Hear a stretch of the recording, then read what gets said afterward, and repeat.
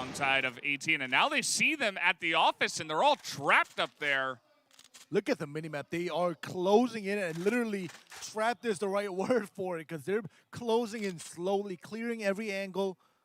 Oh, behind you. Oh! It's like a jump scare. Yeah. But they knew where that last guy was, and now it's all up to Even, who is just going to get shot down. That's going to be another nice defense there from the Global Risk side. Super Valiant getting closer now. They only need 2 more rounds, and they will take the victory. Yeah, so for the Blacklist side, Baisha Gaming left one at mid for the flank, right? So he was supposed to get the rotators that are rotating, flanking, or rotating towards mid. But Anke, as he was rotating, he picked off the flank.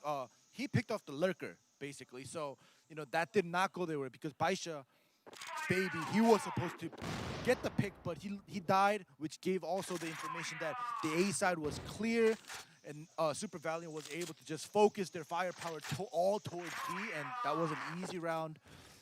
Still 7-8 though, very, very close. Yeah, it really is anyone's game here, but Super Valiant on the cusp of at least forcing a tie if they can win one more round. And let's see how they want to do it. Once again, it looks like Baisha Gaming just taking their times with things, and perhaps a push into lower B. Looks like we got 3 members there, baby. Looking for any flankers. But it looks like the main push should come in. But they've still got 2 guys over by quarters, so maybe not a full committal just yet. So we have a 3-2 split this time instead of leaving just 1 member like you were talking about. So I think they are trying to see which side they rotate off of after they throw those baits. And you notice that A is super clear. They all stack towards B, but now they're rotating back. It's a little bit too late. Oh, but when you lose 2 members, that's a different story, and they did not have the C4 on the side of A, so they can't plant there. So now they're rotating back towards B. Yeah, pretty risky maneuver. They're kind of wishing they had the C4 with the guys that were pushing on A, but that is not the strategy that came in. Baby, though, oh, he's going to get shot down, and now it's just XQLun in here behind the rest of the members, but trying to get the C4, but they can easily cover it.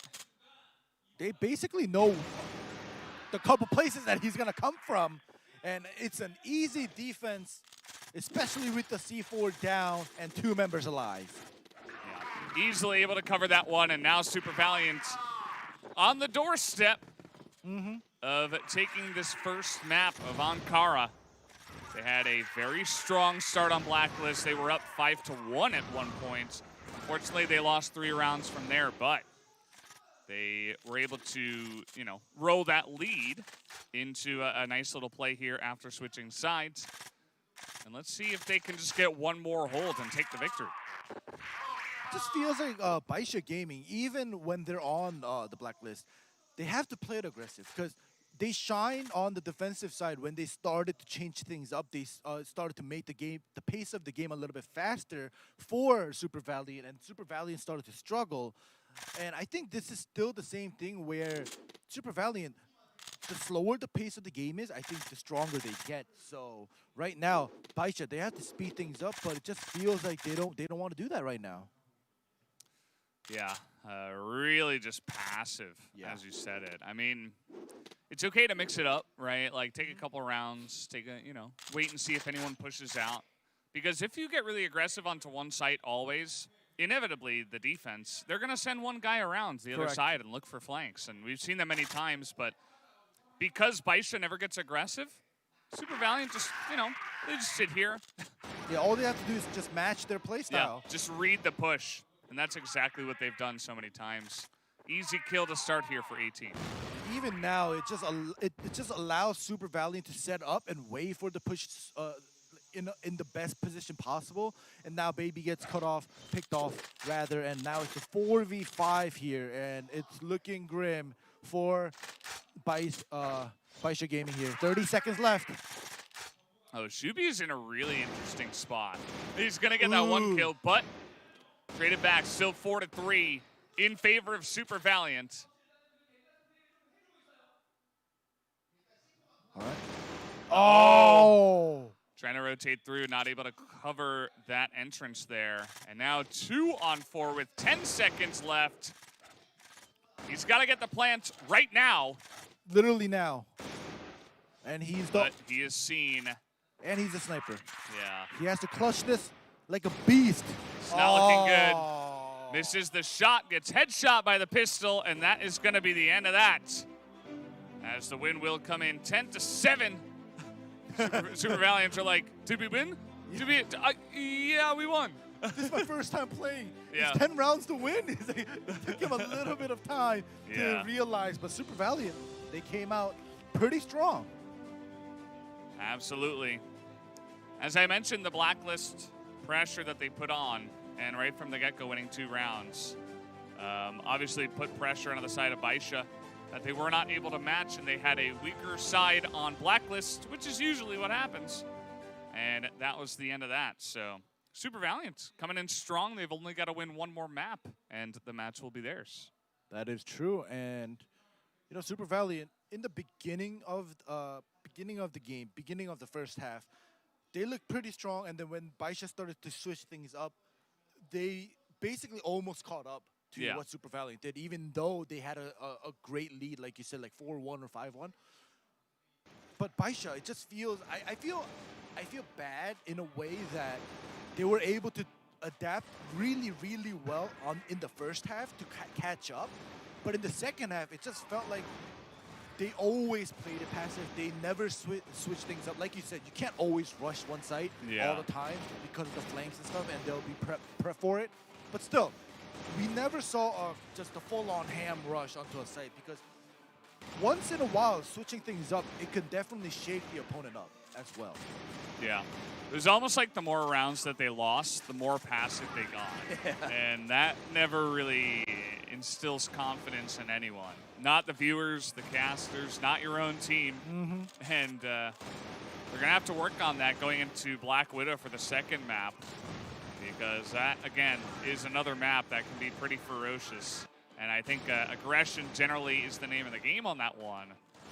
So we'll have to wait and see how that one does go. Of course, we're taking a look at highlights here. You guys did just watch the game, but you can see how some of this did go down. And we're seeing a lot of those trade kills that I was talking about with Baby and his teammates. And, you know, in the beginning, you know, Baby's trade kill, it worked out. It gave a lot of rounds for Baisha Gaming, and they looked really, really strong. It felt like as I was casting this, they had their communications down. They knew what they wanted. So I go in, if I die, you trade, like stuff like that. Easy communication, basic stuff. They were able to do that, but in the second half, like I just keep having to say, their strat, it just seemed like they just had one strat. Play it slow, wait for the push. If not, we'll push it slow, play it passive. Like, we didn't see anything change. We didn't see any, you know, rotations, fakes. And, you know, when things didn't work out the way Baisha Gaming wanted, it felt like they were lost. Yeah, and I did feel like Super Valiant were a lot more confident and that they kind of had a better game plan overall. And those 2 things alone might be enough to win you some games. Like, it felt like the frag and the firepower, the way they were shooting, seemed pretty even. Yeah. Right. It didn't look like the players on Baisha were just worse or anything like that. Nothing like that. It really just came down to the team play aspect, I think, in that first one. So who knows? I mean, that's the first map. We'll see if Baisha can mix it up going into Black Widow, because they definitely have to.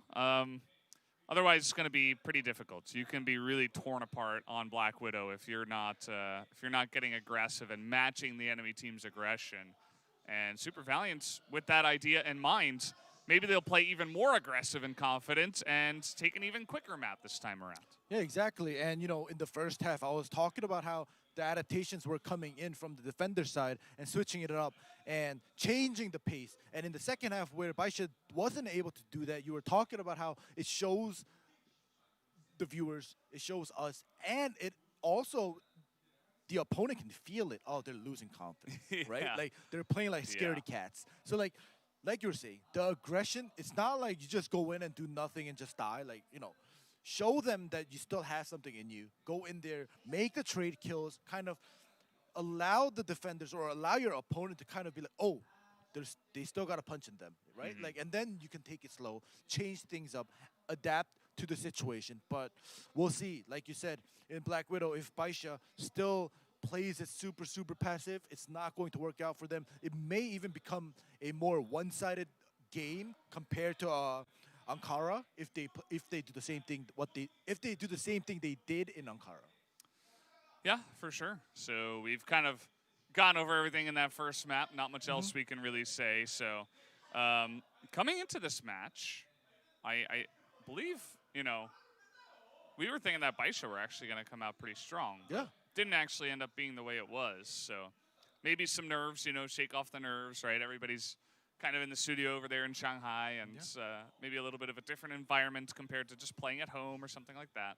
And so maybe, just shake it off, get ready for the next match. I do believe that Baisha Gaming was one of our qualified teams, whereas Super Valiant was one of the teams that got invited.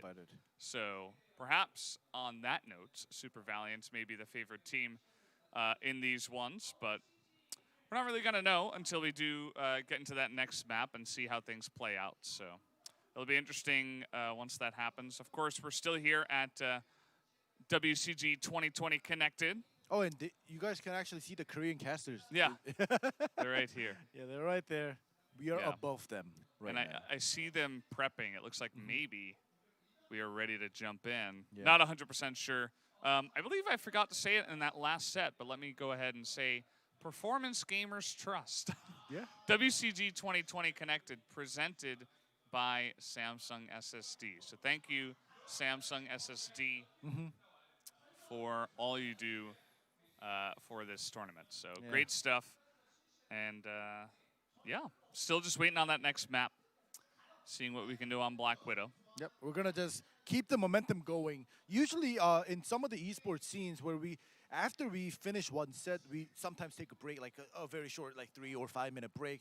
But here in Crossfire, as long as there's no technical issues, we're going to just go back to back, especially because it's only a BO3. Yeah. And we don't want the players to lose their momentum, especially for the winning team, right? Like, especially like not only in FPS, but in any other esports where one team wins, the loser, if you're able to call a timeout, if you're able to pause the game, like they would do that just to cut off the momentum, just to let them kind of reset, play at 0-0 once again, kind of. But now in Crossfire, we're just gonna remake the game, change the map, and try to get in as long as there's no technical issues. And I hope there is none. Basically, that's my point. Well, I hope there is none. If there were any, we didn't get any word about it. So we do have our in-ears here. Yes. And we're not hearing anything. We haven't heard anything in our ear just yet. So no information for you guys, unfortunately, about what issue there might be or what could be happening. But yeah, fun to be back at WCG. You just casted on Crossfire a couple weeks ago. Yes. And you're back here. Only 12 days in a row. Well, basically in a row. Not quite. 6 and 6. It was a lot of Crossfire. And looks like we're just about ready to hop into the second map here. So Black Widow between Super Valiant Gaming and Baisha Gaming is going to be the map for set number 2. Yeah, you can see the logo. Super Valiant is a knight. Yes. Baisha is a shark. It's weird the way it works out. Yeah. Like that sometimes. At first, knights who are human may see a shark and get scared. That's why the first half, shark was winning. And then the second half, humans adapt. We bring out our torpedoes, and then, we're not very scared of the sharks anymore. And just taking one look at the teams, it looks like we may have a ref working on one of the players' computers there. So, in terms of issues. And if I'm correct, sorry to cut you off. If I am correct, they are literally across from each other. So should be. Yeah. So as long as they're all 4 teams are in the same region, so they're gonna be looking at each other and they can see. Well, they're not gonna have the time to look over, but if you died, you may look over, and when you see your opponent kind of sighing and like kind of feeling down or raging because they lost a couple rounds, it's gonna boost you up in your confidence as well. So I think that's also the upside of having LAN, I guess, for players as Yeah. well, right? Like you guys you Yeah. can kind of sneak peek of how your opponent is doing regarding their mentality and kind of work around that as well and take that to your advantage. Yeah, of course, And I'm sure, the Crossfire scene, these players have scrimmed against each other a lot. Oh, They should know each other a lot, right? They're both on Chinese teams, right? So you might look across and you might see some guy that you've had a rivalry with and see him sighing, and you're like, oh, yeah, I got you. You're mine now. Easy win. Like I've seen a lot of BMs like before the COVID, like when like you get one player down, and like we saw a lot of BMs. Like I did at least. Like we saw like kind of waving, kind of provoking. Like they would, yeah, like they wouldn't go so far that they would get like disqualified or something like that. But they would literally kind of make fun of their opponents to the certain level where it will literally irritate them, but you'll still be in the safe and you'll still be able to play on the game. So it's like we've seen that from time to time. It doesn't happen often.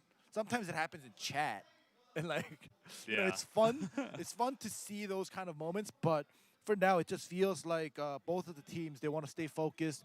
They don't really care about the opponent. And like you were saying, I think Ref was touching up on one of the players from Baisha Gaming's computer. So we'll see if it's a technical issue. We still haven't gotten any word. Yeah, that's, we go back to the old times where, in the past we used to have a lot of tournaments online. And issues like this can happen, especially if you're running 2 locations for one tournament. It's like, well, we got a problem over here in Shanghai, but we don't have all the staff over in Shanghai. And also, in order to communicate with them, it's like, well, we have to send out the word like, hey, what's going on? And they need to send it back, and they potentially got to translate it between multiple different languages. And so it can get pretty complicated. So that's part of the reason why we haven't heard anything just yet. But the ref is still hard at work. And so we actually did just get word that it's not the actual PC problem or connection problem. Something wrong with the game. I think the rejoin is not working properly right now. So they are trying to take their time to make sure. Obviously, whenever this happens, I always say this.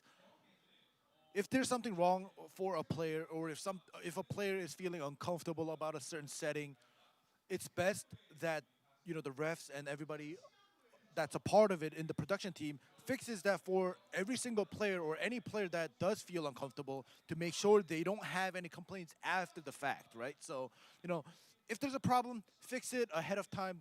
Don't try to pause the game in the middle and then. Yeah. So like, I'd rather this delay happen before the game has started, and I'm glad it did. Yeah, I mean, it's unfortunate, but you gotta fix these issues, as you were saying, and looks like maybe we're getting back in. I don't know. I heard the Korean cast was celebrating, but maybe it was about something else. Yeah. They've got a pretty cool stage over there as well. You guys can kind of see it, like right here, right above my hand. Your hand's if I move out of the way now, they've got like a model for the studio that we're in. Yeah. And it's lifelike. Yeah. And if you guys didn't notice, at the beginning of this broadcast, before it came to our faces, it felt like the cameraman was shooting the stadium, but it was actually that miniature stadium that was made, and it literally looked real. I don't know if it was just me, but it looked real. Does. I was like, wait, where's our desk? Where's the Korean casters? Where are we? They're sitting down, but they're not there. It's like, are we hologram? Yeah. it's a little bit jarring at first, but afterwards, just pretty cool. And it's nice, the setup that they have for all of this. Of course, everything is COVID friendly. All the checks, the necessary checks involved. We don't have too many people here or anything like that. Just enough to make the show go. And so we have our masks as well. We do. Like, you have one right there. Yes. I have a Let mask. me just show solidarity. Yeah, we went through as a team. We went through a lot of procedures. Like as we enter, we have to get our temperatures checked. We actually get a sticker saying, you know, you passed. You Yeah. passed the test. You are safe. Yeah, you are safe. And the funny thing is, we don't just get a sticker. We have to stick it on ourselves somewhere where anybody in this venue, if they're curious, if you're actually safe, they can see the stickers. Because if you're not allowed to see the stickers, you're not allowed to move around. We can't Yeah. even go to the bathroom without the sticker. So it's like, so there's a lot of procedures, especially in this time of day when COVID is very, very serious and we want to get rid of it Yeah. ASAP so we can get the land. Because the PD, while we were having the meeting before we actually got started with all of this WCG, he was telling us, like, if there was no pandemic and if there was no COVID, everybody would be invited to either Shanghai or Korea. Yeah. And, you know, there won't be any delays, or even if there were delays, it will be fixed quickly, but it seems like we're into our game. We are into the game. We are finally here on Black Widow. And it looks like this time around, they have swapped sides to start. So we got Baisha on Blacklist. Yep. And Super Valiant on the Global Risk. So already a good start. And this is great momentum as well for Super Valiant. Just getting onto the advantageous side after you win the first map like you did. It's always so nice. And take a look at this. Immediately going to be shut down through storage as they all go down. Only DBQ dies for his team in a very smooth round for Super Valiant.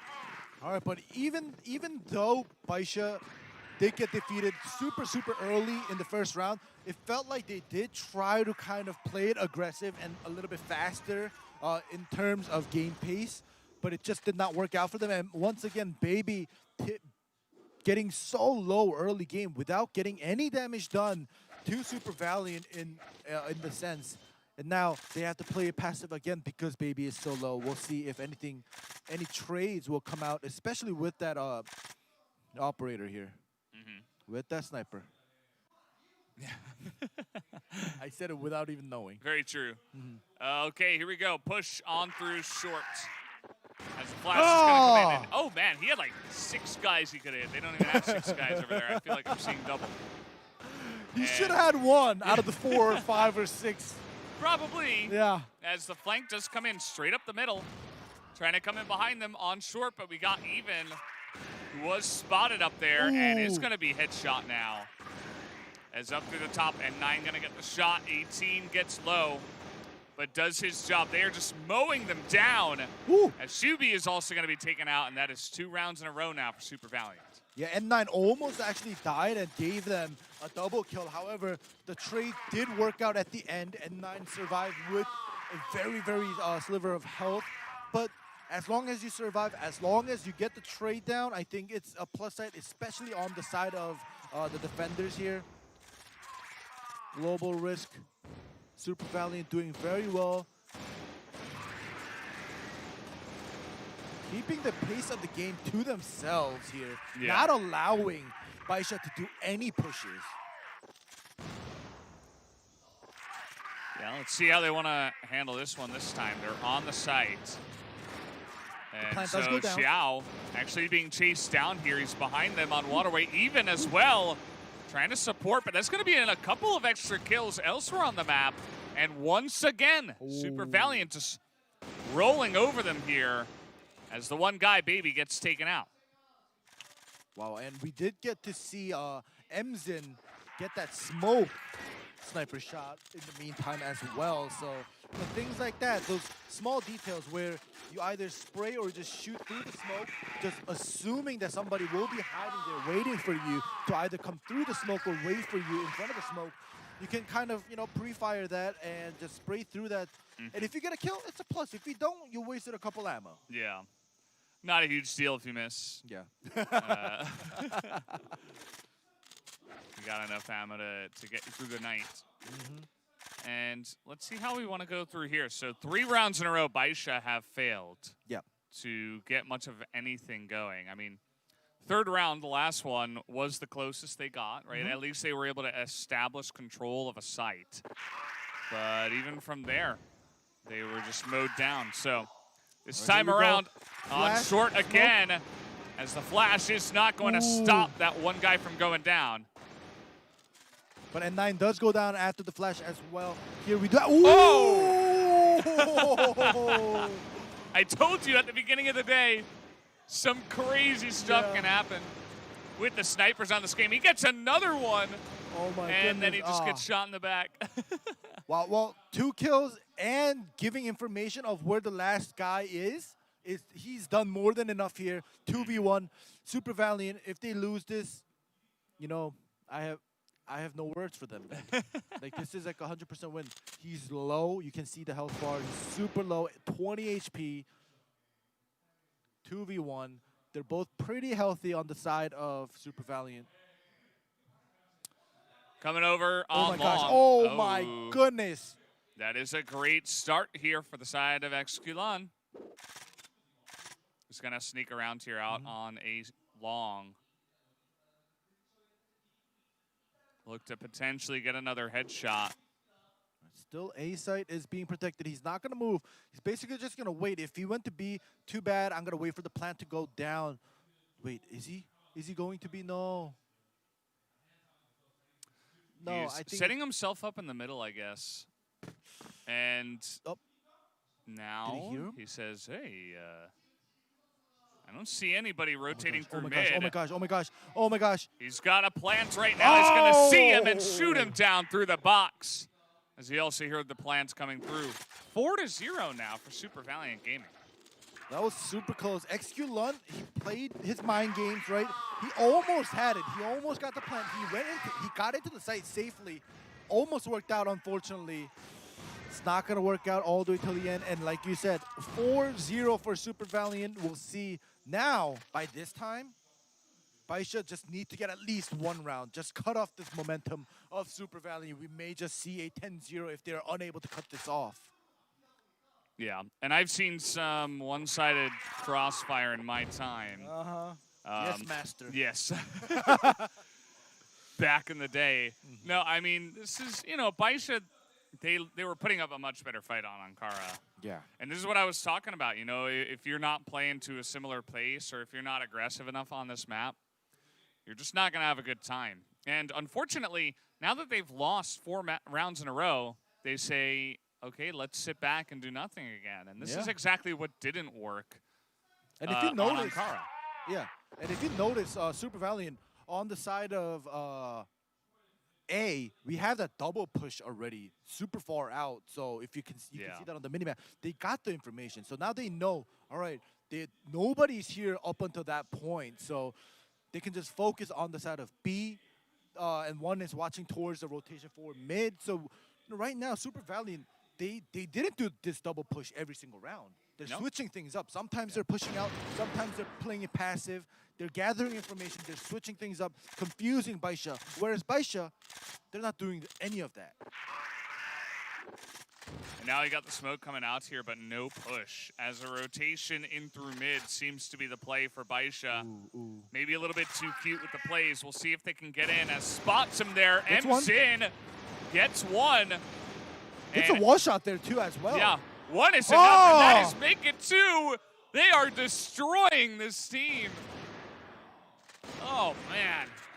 5-0 in the 5th round.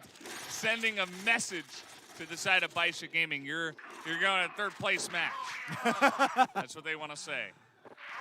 Oh, my gosh. Like, I might have missed it, but if you're going to go through mid double doors, you're going to have to smoke. Unless you're going to have you're going to have a sniper peeking out to try to contest it, but that was none of that. Oh, man. Yeah, it definitely seemed a bit rushed. I would like to agree. As pushing onto A. Ooh, okay. Couple of shots here. This could be Baisha's chance.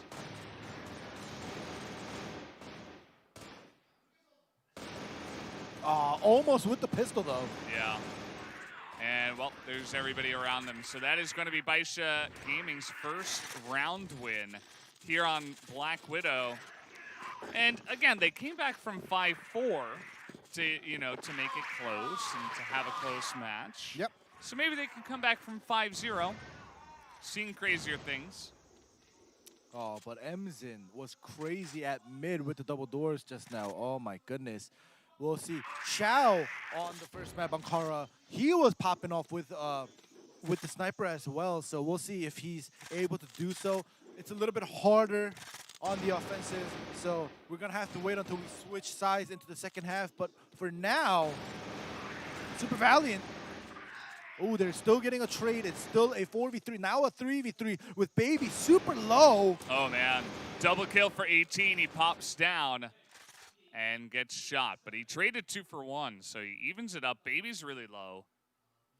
That's basically just one shot, man. Oh my gosh. I thought they were going to meet, but it was the same team. I was like, oh my goodness. I looked at the mini-map. Baby. Oh my goodness. Oh, the double kill, the flick for N9. He gets the 1 and immediately flicks over and gets that last shot onto even. Fourth, like, I thought because Baby with such low health got one. He got Emzen down with so low health. I was like, oh my goodness, maybe it's a turnaround. However, like you said, with a lovely flick shot, as long as you get the guy with the full health down, Baby is just one shot away. So that was a great double kill coming in on the side of Super Valiant. 6-1 now. 6-1 the score. Not exactly what we saw in terms of evenness like the first map. Nope. It's looking like Super Valiant are the heavy favorites here in this match. And now we'll have to see what the strategy is. They pushed in onto Waterway and they were trying to take some firefights there, but they lost them. They're gonna push in towards B once again. And let's see how this works out for them. All right. Just trying to get the information by jumping. We'll see if they get caught. But you can notice, like Valdez was saying, Baisha Gaming, they want to all in to be here. Flash is good, gets a kill, but still gets traded. Lose 2 members in the process. Oh, 3 boy. now. 18. This is, he's making this game look like it's for 18 plus. This guy has some insane shots. And now it's only Xiao with the AWM by himself. And it's not looking very good. Oh, that was a pre-fire. Gets the 1 shot and gets shot in the back, as you do. Not much he could do there unless he was going to get a double pistol headshot. Yep. And so he does get taken out. 7-1 now the score, as they are just stomping them here. Yeah, this is definitely a huge stomp. If you're Baisha Gaming, you want to get at least 2 rounds so you have that that leisure of kind of, all right, we can still give 1 round away, but if it goes down 8-1, and oh my god, that's gonna be way too hard for them to retake when the first half is over. Oh, nice push though. That was a nice little jump flank. You don't see that very often. And wow. There it is. Finally able to get another round win. So it's not going to be an 8-1. Yeah. 7-2. No, 8-1. I mean, it's a little bit better, but you could look at Super Valiant. They look super relaxed. Some sad faces over here on the side of Baisha Gaming. Some embarrassed smiles, you know, should have done better. Yeah. But not much they could do. They're up against an incredibly strong team in Super Valiant. Well, we'll have to see, because when we switch now in the second half, who knows? Baisha could be the masters of defending. So it's doable. Yeah. It's doable. I mean, in general, as I mentioned, you know, you're gonna like that global risk side. It's going to provide you a little bit of an advantage. A lot of these crossfire maps are very one-sided towards that, and we're gonna be going straight into the swap here. Super Valiant thinking about pushing towards a long. Ankara Super Valiant was able to play it aggressive, still keep the game to their pace, even though they were on blacklist. So we'll see if Super Valiant will be able to do so once again here in Black Widow. But Baisha, we'll see if they'll be able to make some changes, even though they're defending. And like this, I was about to mention this. He did a solo push. He did a solo peek. And this is something you do not want to do, especially in a tactical FPS game like this. You want to come out with a 2-man push for a trade. Yeah. This is not the way you should be playing it. Yeah, you can cover the angle. If you're going to do that, you're going to be looking for 2 kills. Yeah. At least he got 1. Like, at least. Yeah. But as you're mentioning, strategically, it's a very risky play. And so now on the aggression here once again, Exculun at least able to get one. It's gonna be a Trades up. 2v2. But DBQ very, very low once again. So it's basically a 2v1.5 here. We'll see if Yeah. Baisha could take this. Wrong time there. Exculun has his pistol out right for the right guy. That's always good He news. got caught. No information. Oh my goodness! 18 is insane. 18 got shot at first, and he was still able to win. Oh, he picks up that sniper. I love it. It's a one-shot fight. I'm low. I don't know how low you are, but I'm low, so I'm just going to go for that one shot. Yeah. Still has to plant. Oh, Spots him. Oh, he actually hit him. yeah. Look at how Team's got 1 health. Yeah, literally 1 health. He's pushing. He still has a sniper, though. He's in the corner there on the right. Oh, my God. The moment he peeks out. And this could Oh be... my gosh. Oh, spotted him, though. Missed they sniper. And he's got to... Yeah. He has to get the kill. All right, He has to get the kill. Oh. That's all he can do, but it's not going to happen. Nice try, but Exculun able to save that round for his team. So I gotta commend 18 for that move though. Even though he did lose that round, you can tell he picked up that sniper to switch things up because he was low on HP. He wanted to go for that one-shot fight. He missed a couple shots. All right, I gotta play it aggressive. I don't have time. You know, if I get the headshot, good for me. If I don't, unfortunate. I'm still, 18. Knowing how to adapt to his situation was just super great. Oh! Yep. No caster curse here. Who is this guy? Yeah. Jesus. And 9 gets 1. He's going to get a double. He does get the double. Hey, he's poking out here. But DBQ got the kill. Okay, no double kill. Yep. And now they're on the site here. So with the C4, looking to plant from up on top, my though. goodness. Doesn't have the cover from his teammate, but at the end of the day, it is enough as they do pick up the kill. Yep. So it was a little bit of a slow trade, like you were saying, Valdez. They weren't really covering every single spot, so the planter did go down, but fortunately, they were able to still get that late trade for the win because it was 3v1. So, it wasn't too dangerous. And look at this, right off the bat, Exculun gets picked off, starts off the match, starts off this round with the 5v4. Yeah, you got hit by a grenade. Yeah, oh my God. So not something you see every day. Emzin with the pistol. Here's him coming, and he's just so aggressive right now. It's crazy. He did enough, though. How confident they are as 18 is going to get another one, and now we are on the doorstep of sending Super Valiants to the finals. Yeah. I was hoping that Baisha, when they got on the global risk side, they could at least secure a couple rounds, show hopes for us and for their fans, but just feels like Super Valiant is just a lot stronger overall. Like you're saying, shots, they're both good. Just in terms of communication, in terms of strategy, like the different types of strategy and the ability to adapt to certain situations, it just feels like Super Valiant is just more super. Yes, and more Valiant, perhaps. Yes. Pushing up here on the roadway. Let's see. He's not going to be able to get much done. Takes a little bit of damage. Scouts them on mid, at least. Says, well, okay, all right. A sniper kill right there by Xiao, but he gets picked off right away by Emzin's sniper. Yeah, Emzin with the redemption for his teammate. Yes, indeed. But now, Baisha, they do have some information because we did get that push up at mid catwalk. So right now, Super Valiant, they have to take it a little bit easy. They have to try to reset, get a pick off, not get picked off. I like it, getting aggressive a little bit here is Baisha. Might be a little bit too little too late, but at least they're pushing a little bit. They've got 2 members doing it. Gosh. They're able to spray. And now DBQ all alone here is going to get the 1, but down he does go. So 9-4. Baisha, they have a chance. They need to win 5 rounds in a row, then win the extra rounds. But again, not looking too good. We'll see if Super Valiant can close this one out here. Yeah, Super Valiant, they have so, oh my goodness. Oh gosh. Here it is, the aggressive pushes. They want to finish this. They've thrown caution to the wind now, that's for sure.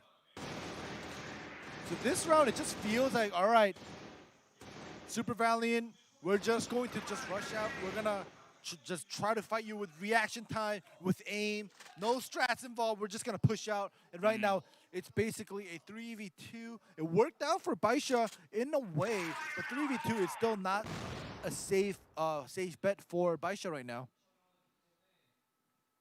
They do have the bomb down, so let's Yeah. see how they want to see this. Oh, poking out first is Baby, not with his team, but here in the doorway. No! Oh, he cannot get the kills, and finally Baisha get 2 rounds in a row. DBQ calculated it wrong.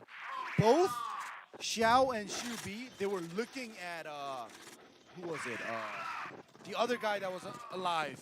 And he was literally, they were both looking the other way. And it felt like DBQ, he thought he got one down, so he switched. But Yeah. ends in right away with that sniper kill off the bat. Yeah, maybe Super Valiant saying, okay, let's not get too out of hand, you know. Slow it down, look for a sniper kill, go from there. Ooh, that was close. And there it is, shot through the doors. And now all map control is lost. 1 kill for Baby, and that is it. Subi and XQLon gonna have to be the heroes 2v4. All right, they both fortunately flanked around the site, so they don't know exactly where they are, but the moment you come out, ooh, the flick shot did not connect. Yeah, he was yelling after that one. Wow. Only Subi alone.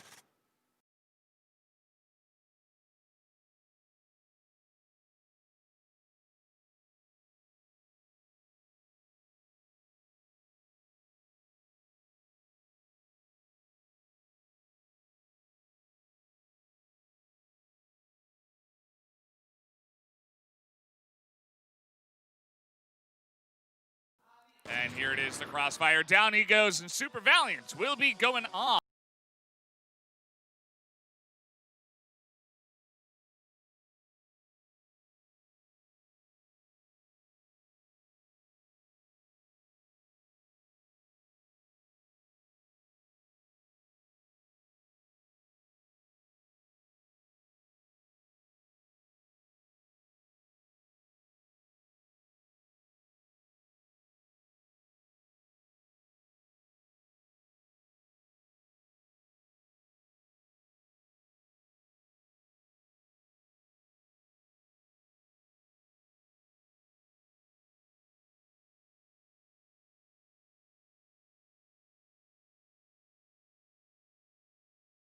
Can you move a bit more forward?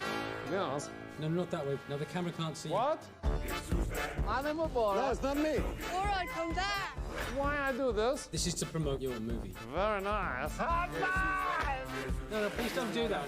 No. Some silly Billy put green pepper on No, floors. that's meant to be there. Killing some of the virus. You can't see the virus. No, it's still there. Point up. Yeah. But look at the camera as you're doing it.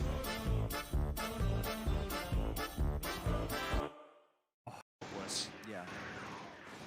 And you know, I'm pretty sure they can understand. All right, maybe Super Valiant is a little bit better than us overall, but I hope that they don't give up, right? Like,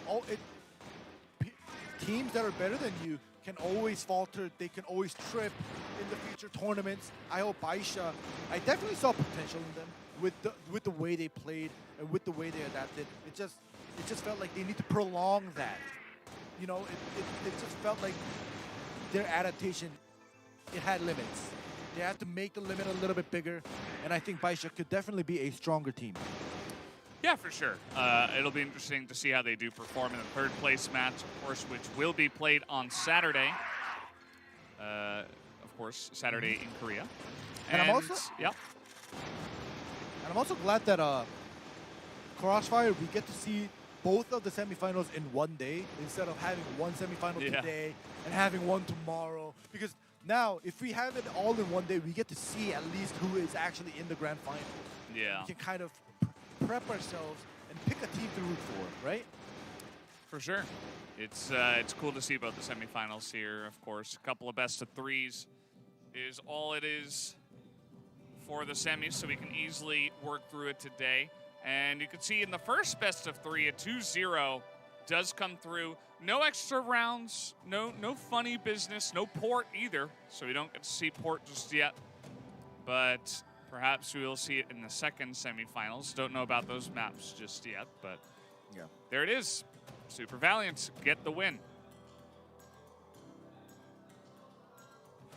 All right, that was a clean win. This is the match results for the first match. And as Valdez mentioned before, after taking probably like roughly a 30-minute break, we're going to come back right away with our second match for the semifinals. And this is also going to be a very interesting match because, once again, we have some invited teams. We have some teams that went through the prelims. And we also get to see who actually goes to the grand finals. Like, for me, that's a big thing. Like, to see the two teams that go to the grand finals on the same day, to kind of compare which side may be stronger, like, in terms of their first day of gameplay. So, like, you know, I don't want the days in, like, one day and then have a term and then have another semifinal. So I'm glad that we get to see that.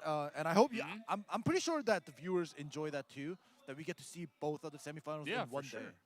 And guys, it looks like we are going to have a bit of a break. When we do come back, we will have, actually, no, we're going to stay.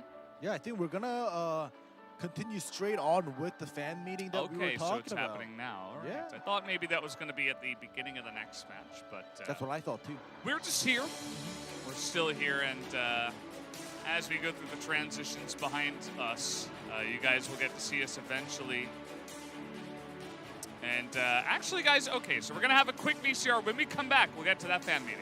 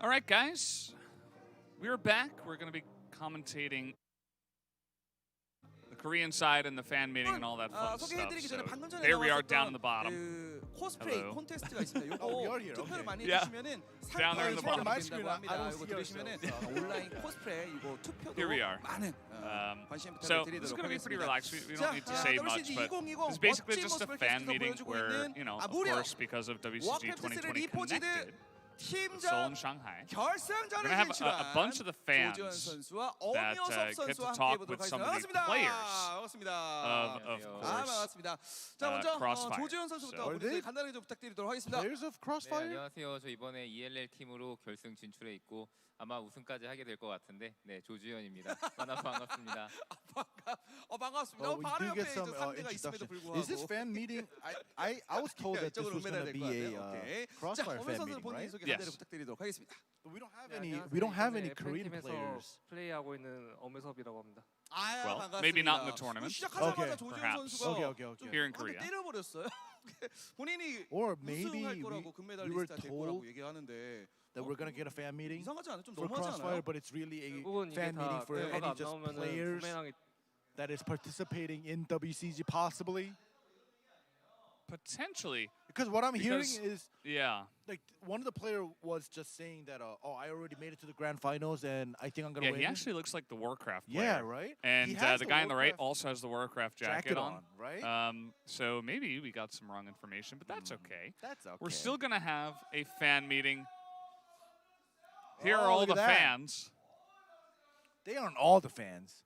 They're just the fans with cameras able to True. log in into Zoom. I should be careful with my words. Perhaps, I don't want to say that it's all of the fans.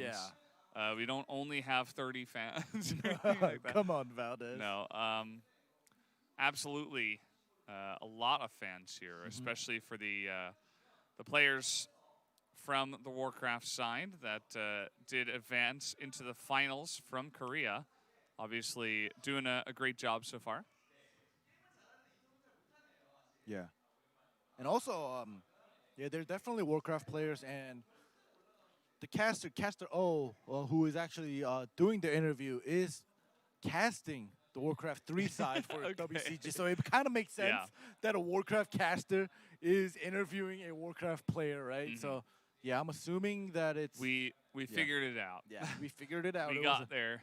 it was a hard, humongous Yeah. puzzle. We are looking back. Are they fans from just China, or are they fans just from all over the world? Like that just wants to see these players? Because Not 100% sure, to be honest. no. The reason I'm asking is because at the beginning we were told that it's gonna be a Crossfire fan meeting, which means there's only Chinese teams in Crossfire, so it Yeah. had to be all Chinese people. But now, In if this we're case, mixing it with like Warcraft, FIFA, Honor of Kings, and Crossfire, we can have all different types of fans from all over the world. yeah. We'll have to figure that out a little bit later. Absolutely. It's I'm another sure. puzzle Yeah. that we must figure out. I like puzzles. Uh-huh. Puzzles are pretty fun. And I actually want to hear what they're talking about. Unfortunately, we're not getting a straight voice feed into our earpieces, so yeah, it's a little bit difficult. So what I caught was we're gonna get a couple fan to player question, and okay, now that just confirms that she is Korean. I just got off work. She lives in Seoul, and you can see the time. It is Korea time. It is 8:25. Who do you have a question for?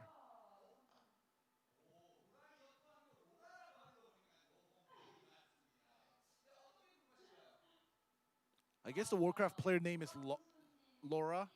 Laura.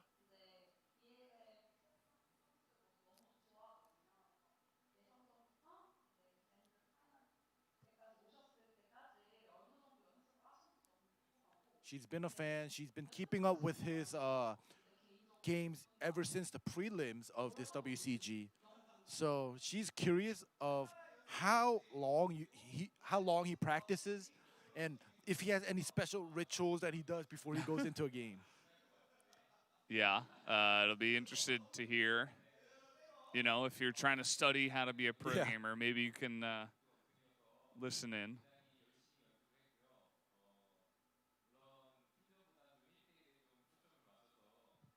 So I practiced a lot, just playing a lot of games, but I practiced a little bit more on the 1v1 side instead of the 2v2. Even though there were 2v2 matches, I just focused more on the 1v1. And I don't have a specific ritual, but a day before the match, he hangs out with the player manager instead of practicing, is what he just said. He's like, I try to loosen up by just kind of hanging out with my player manager. They go to the Nora Bang, the karaoke, and literally loosen up by singing some songs, is what he's saying. Yeah. That's a nice little ritual. Yeah, yes, it could be a And, ritual. Yeah, a little bit uncommon, I would say. Right?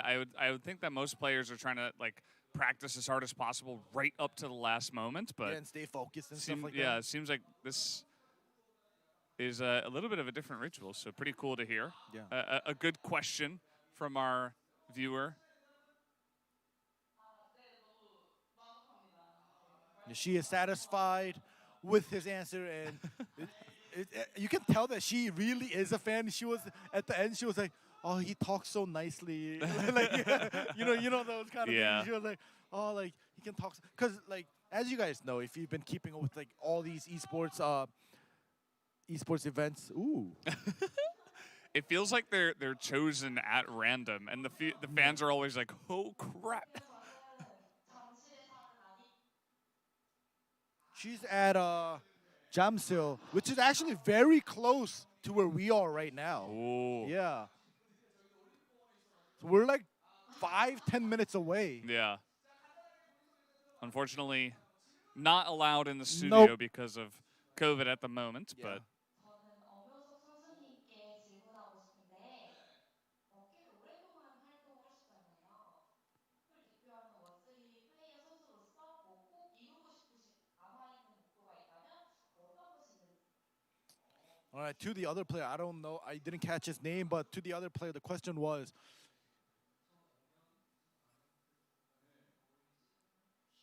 he's been a player for since 2005. So 15 to 16 years he's been in the Warcraft scene. wow. The question was, is there any other goals left for that you want to achieve in Warcraft as a pro player?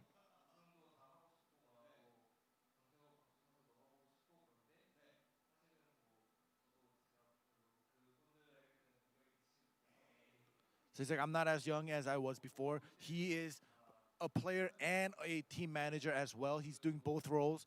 So he's starting to feel the wall against some of the younger players where, he notices that, he can't beat certain players. So, yes, my dream is to win every single tournament, but he just wants to just come out on the tournaments that he's playing, day-to-day basis. Right now, WCG, he just wants to try his best and not disappoint his fans.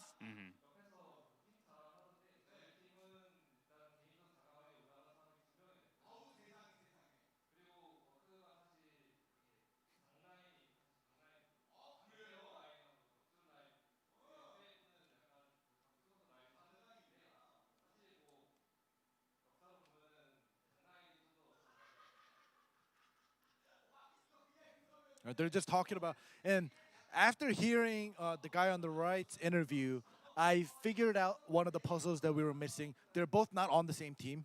So they're on a different team. So they were like, all right, the guy on my left, the guy on my right, yeah, he's a little bit younger. He's a little bit better regarding physical and mentality. So he's like, I still want to beat him. We'll see what happens later in the future.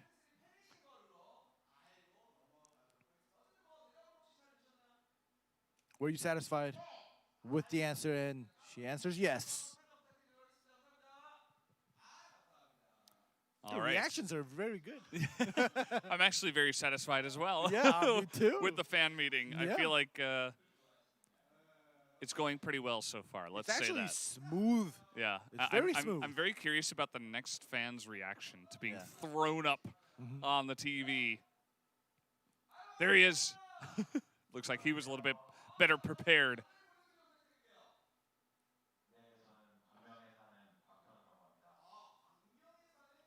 All right. He's at Gwangmyeong. That's a little bit far from here.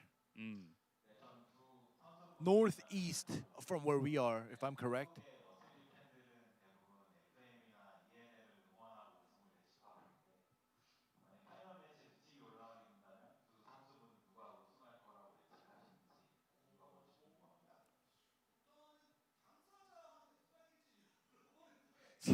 So what the question was is, like I said, they're both on different teams and they're still in the run for, to get into the grand final. So if both of your teams make it up and you face each other on a 1v1, who do you think is gonna win? Was the question.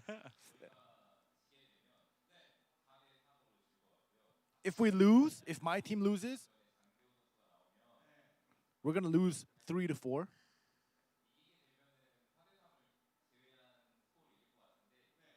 But if we win, we're not gonna win 4-3. We may win like 4-2, 4-1, a little bit more dominating.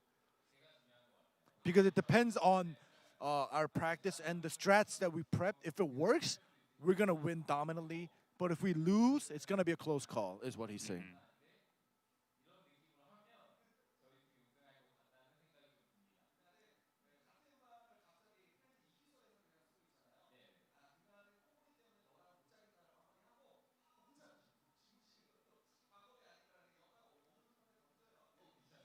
So Castor always saying that one of his teammates that's being interviewed is like he snores a lot at night in the team house. So they have a team house apparently. So snores a lot. So you may just go out, get a hotel room or something, sleep, get a good night's sleep before the actual match.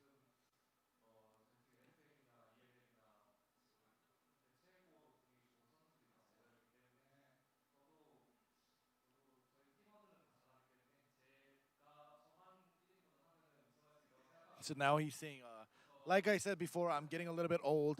So as long as I do well, all my teammates are definitely better than me in performance-wise. So he's like, I'm pretty sure they're gonna win their matches for our team. So as long as I win, or I don't kind of screw things up during my game, I think our team has a very strong chance of winning. Basically, they both think they're gonna win. Yeah, it's weird the way that works Yeah, sometimes, right? Yeah. Sean. But yeah, that was That's the way our it is. third fan. How many? I'm curious. How many more I don't know. will we talk with? Are we gonna? How many? We still have the wall of fans up there behind us. So we have 30 people on either side. So we have two sides. So we have Whoa. 60 fans Yeah, right now. but as you mentioned, we have more than that.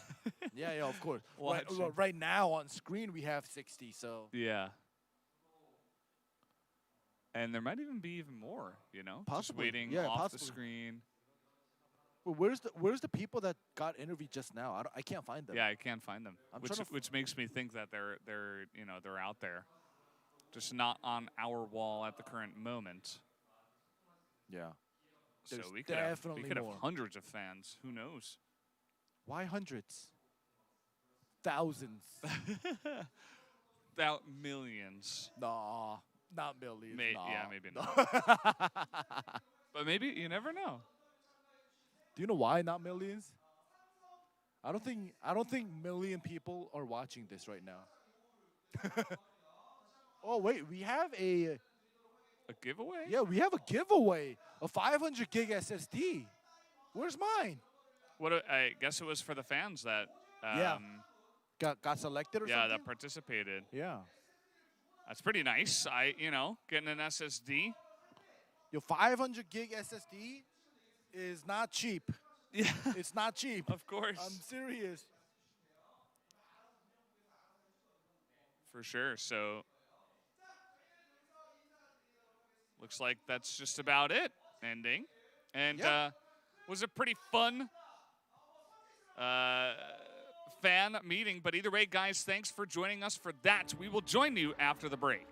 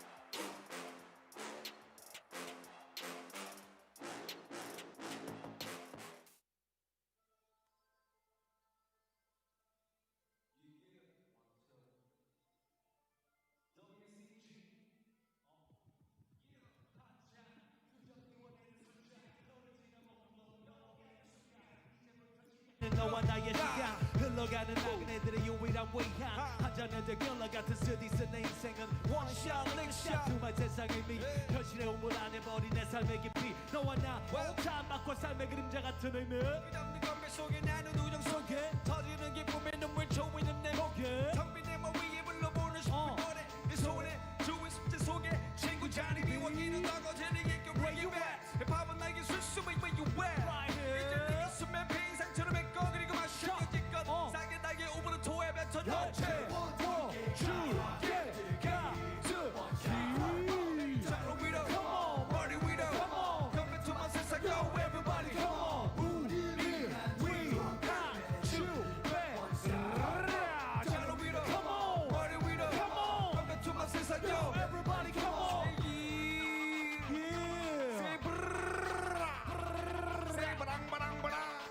Scream for me.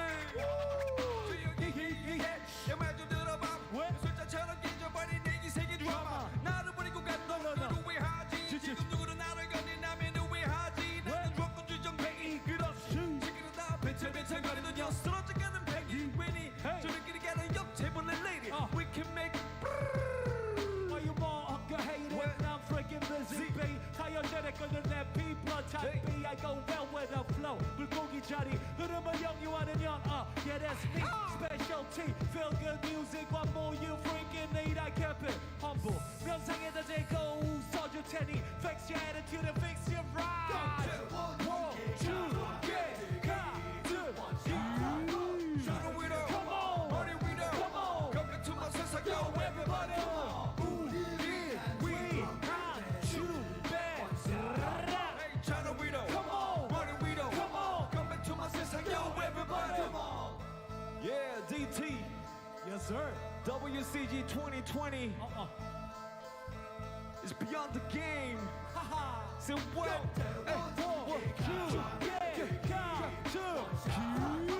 Shadow widow. Party widow. Everybody. Hey, Shadow widow. Party widow. Come back to my sense. Yo, everybody. Come on. Two, better, one shot. Shadow widow. Come on. Body widow. Come on. Come back to my sense. Yo, everybody. Come on. Come on. 안녕하세요, 타이거 JK 베즈입니다. WCG 2020 개막식에서 여러분들을 만나뵙게 되어 진심으로 반갑습니다. 오늘부터 8일까지 진행되는 그랜드 파이널이 시작됩니다. 와우. 코비드-19으로 인해 올해는 언택트로 WCG의 다양한 컨텐츠를 만나보고 있는데요. 새로운 시대, 새로운 도전을 향해 나아가는 모든 WCG 참가자분들과 팬분들의 건강과 건승을 빌겠습니다.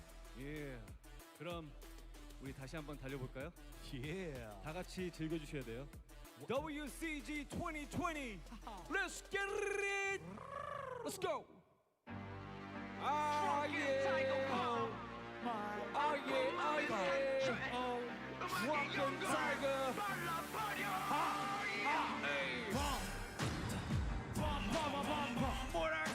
발라버려. 더 크게 발라버려. 이쪽도 발라버려. 저쪽도 발라버려. drunken이라 make it feel strong. drunken이라 Get ready to react. drunken이라 make it feel strong. drunken이라 Get ready to react now.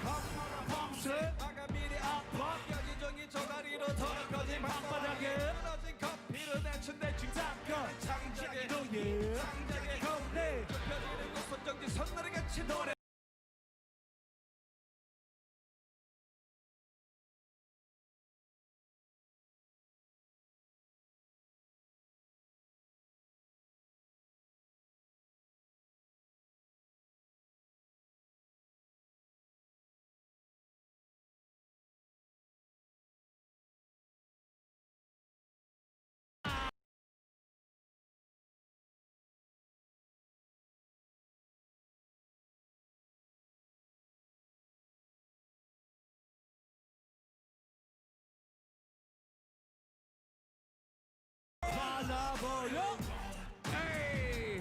WCG.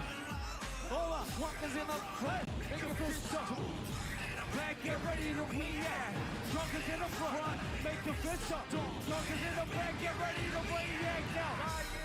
Liars, 발라버려. 마른 입술에 침을 발라버려. WCG 발라버려.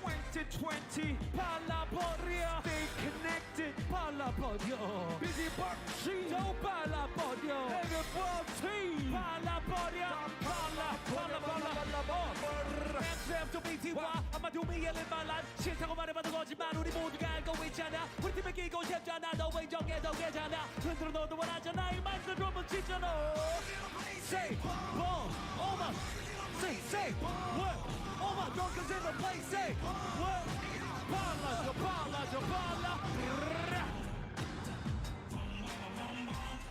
Lula, hey, bum, everybody, pala, body,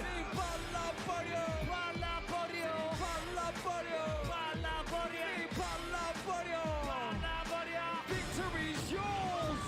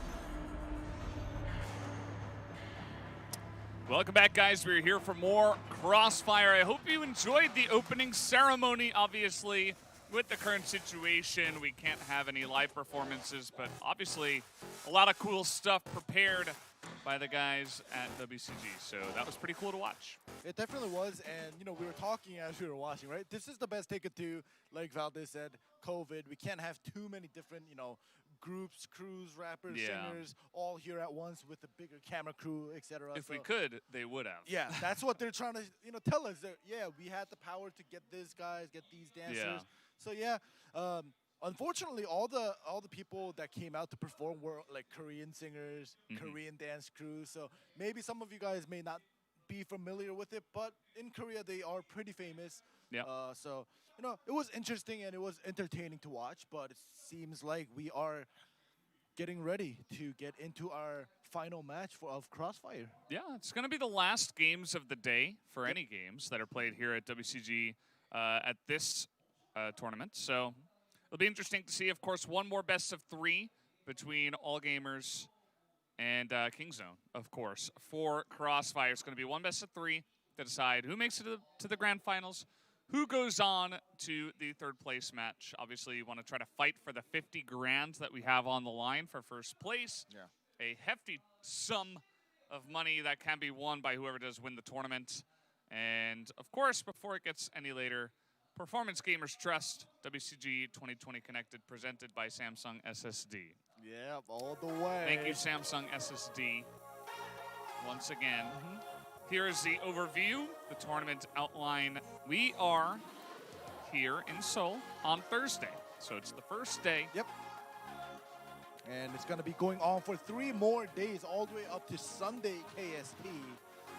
So you guys can see the games that, or events, they say events, but the games that will be played during this 4 days, including today. We got to see 3 games out of the 4. We didn't get to see Honor of Kings yet. I know that there will be. Is there 2 games tomorrow? Yeah. 2 games. So I know you're gonna be there for I will. that. I ruined the surprise, guys. It's Wow. Valdez. Can't believe you've done this. I'm It's sorry. going to be me and Achilleos tomorrow on Honor of Kings, which will be pretty interesting. Yeah. It'll be my first time, but either way, for now it is Crossfire. As I mentioned, 50 grand for first, 25 for second, 15, and then 10. And all best of 3s all the way through. As you can see here, our first match that we had tonight, they did take the 2-0 victory. And so it was pretty nice. Super Valiant able to crush Baisha Gaming. Yeah, Baisha Gaming actually is the team that went through the prelims and made it up here into the semifinals. And they did, like I said before, show potential of becoming a stronger team later in the future. Unfortunately, Super Valiant, they were already a strong team getting into the semifinals, and they were able to beat Baisha Gaming 2-0. However, also now getting ready, All Gamer, right? All Gamer. Yes. Is it All Gaming or All Gamer? All Gamer. Okay. All Gamer is also another team that was invited, just like Super Valiant. So I'm expecting a pretty good performance out of the teams that were invited. But Kingzone, on the other hand, they were the one that came through. Call it the prelims, and you guys just saw the names of All Gamers. Yes, they have some very interesting names. Oh, they have LS. Yeah, LS, NN, LXM, HXX, OWO. OWO. All right, we'll go with I'm that. calling them OWO. And then, of course, ZQQQ. Yep, it's 3 Qs, guys. Don't forget that. ZQQQ. And now on the I side almost of want to call him by his Chinese name.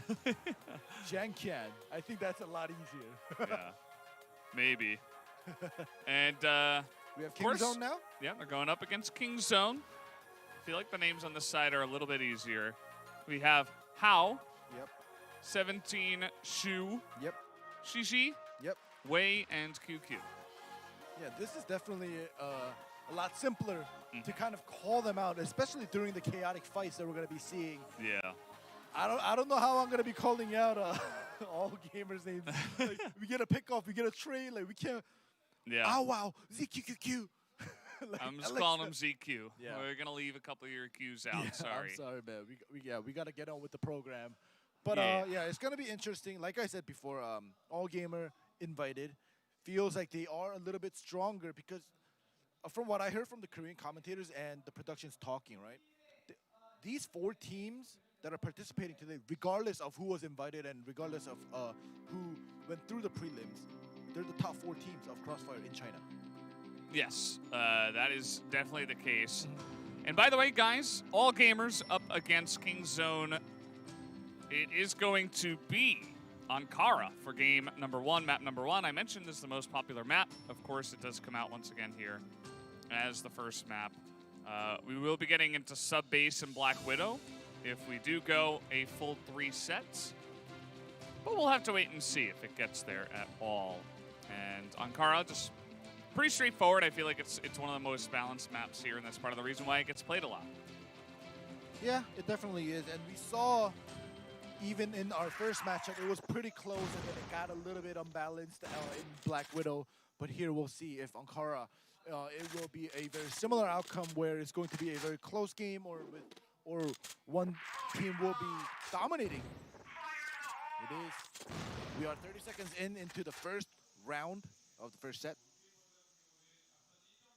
Yeah, we're in. So it looks like All Gamers here on Blacklist. We have King Zone on the Global Risk side. And let's see. As I mentioned, the Global Risk generally has, from a slight advantage to a big advantage, depending on the map. But they're usually the advantage side. So Yeah, usually the defenders have a little bit of an advantage, like you were saying, Valdez, because they have the choice to wait, whereas the attackers or Blacklist in this case, they have to eventually make their way in, and we'll see if they'll be able to make an opportunity, make an opening to get into the site, to get the C4 down. They are walking in quietly, not making any noise. Look at how he's waiting here near office. He's trying to get information for his team behind the box. Yeah, now he's looking at the wall, so his gun doesn't peek out. Yeah, he doesn't want to show his ID, and this could backfire if they came around. And I think one guy actually walked behind him. Oh no, they're actually this guy's coming in through B bottom. So here we go, push coming in. Perfect timing to pop out from Hal. Gets the kill. All right, so that's one down already. We have the information that they are working B side right now, so now we have to cover up and bottom here. Here we go. So they have control of the site. Okay, that's going to be 1 kill. They're not in a hurry. They're not in a hurry. Ooh, but now, if they can't get any kills. Okay, good defense one. so far from bottom. ZQ gets a couple, make it 3. And the defense is going to be good, although the spray trying to come in here. 23. He's running away. 7 seconds left, and he's going to have to be forced to go for the defuse. There is not enough time. And even though he gets the kill, he will go down. That's going to be the first round here going the way of All Gamers. All right, All Gamers, even though it was pretty close, Kingzone, I think they had enough time at the beginning to retake as a team, but when they went in 1 by 1 and they weren't able to get that much trade in the early retake, they kind of fell apart, and they now, after when they were like 10 to 15 seconds left, they were in a hurry, they had to rush in, they lost a majority of their players then, and All Gamers, they played their time very, very well, kind of spreading out, giving Kingzone a hard time to look for them, to kill them, and then go for the defuse. Yeah. And so, TQQ thinking about popping out through the air duct here. He's going to get that headshot, sprays through, gets the 2, and down he will go. But he already did his job. Now 2 on 4. And the defense will be easy here for them, the side of Kingzone. That was way too easy. There were 3 people stacked there. 2 died by QQ, and the third one got traded in. So it became a 4v2 for a moment there, and then later on, the rest of them just rushed in. They had all the information they needed. They just wiped it clean. It should be 1-1 right now. Yeah, 1-1. Don't listen to what the sign tells you up top. Don't listen to his lies. Yes, he is the devil. Yeah, but either way, It's 1-1. Kingzone with a nice defense last time around. Great play around the air duct. Perfect timing from QQ. And now just taking it slowly. All gamers, again, another team that is not super aggressive. You can see they're very calculated. They're waiting to see if anyone pokes out, and then they go for a push.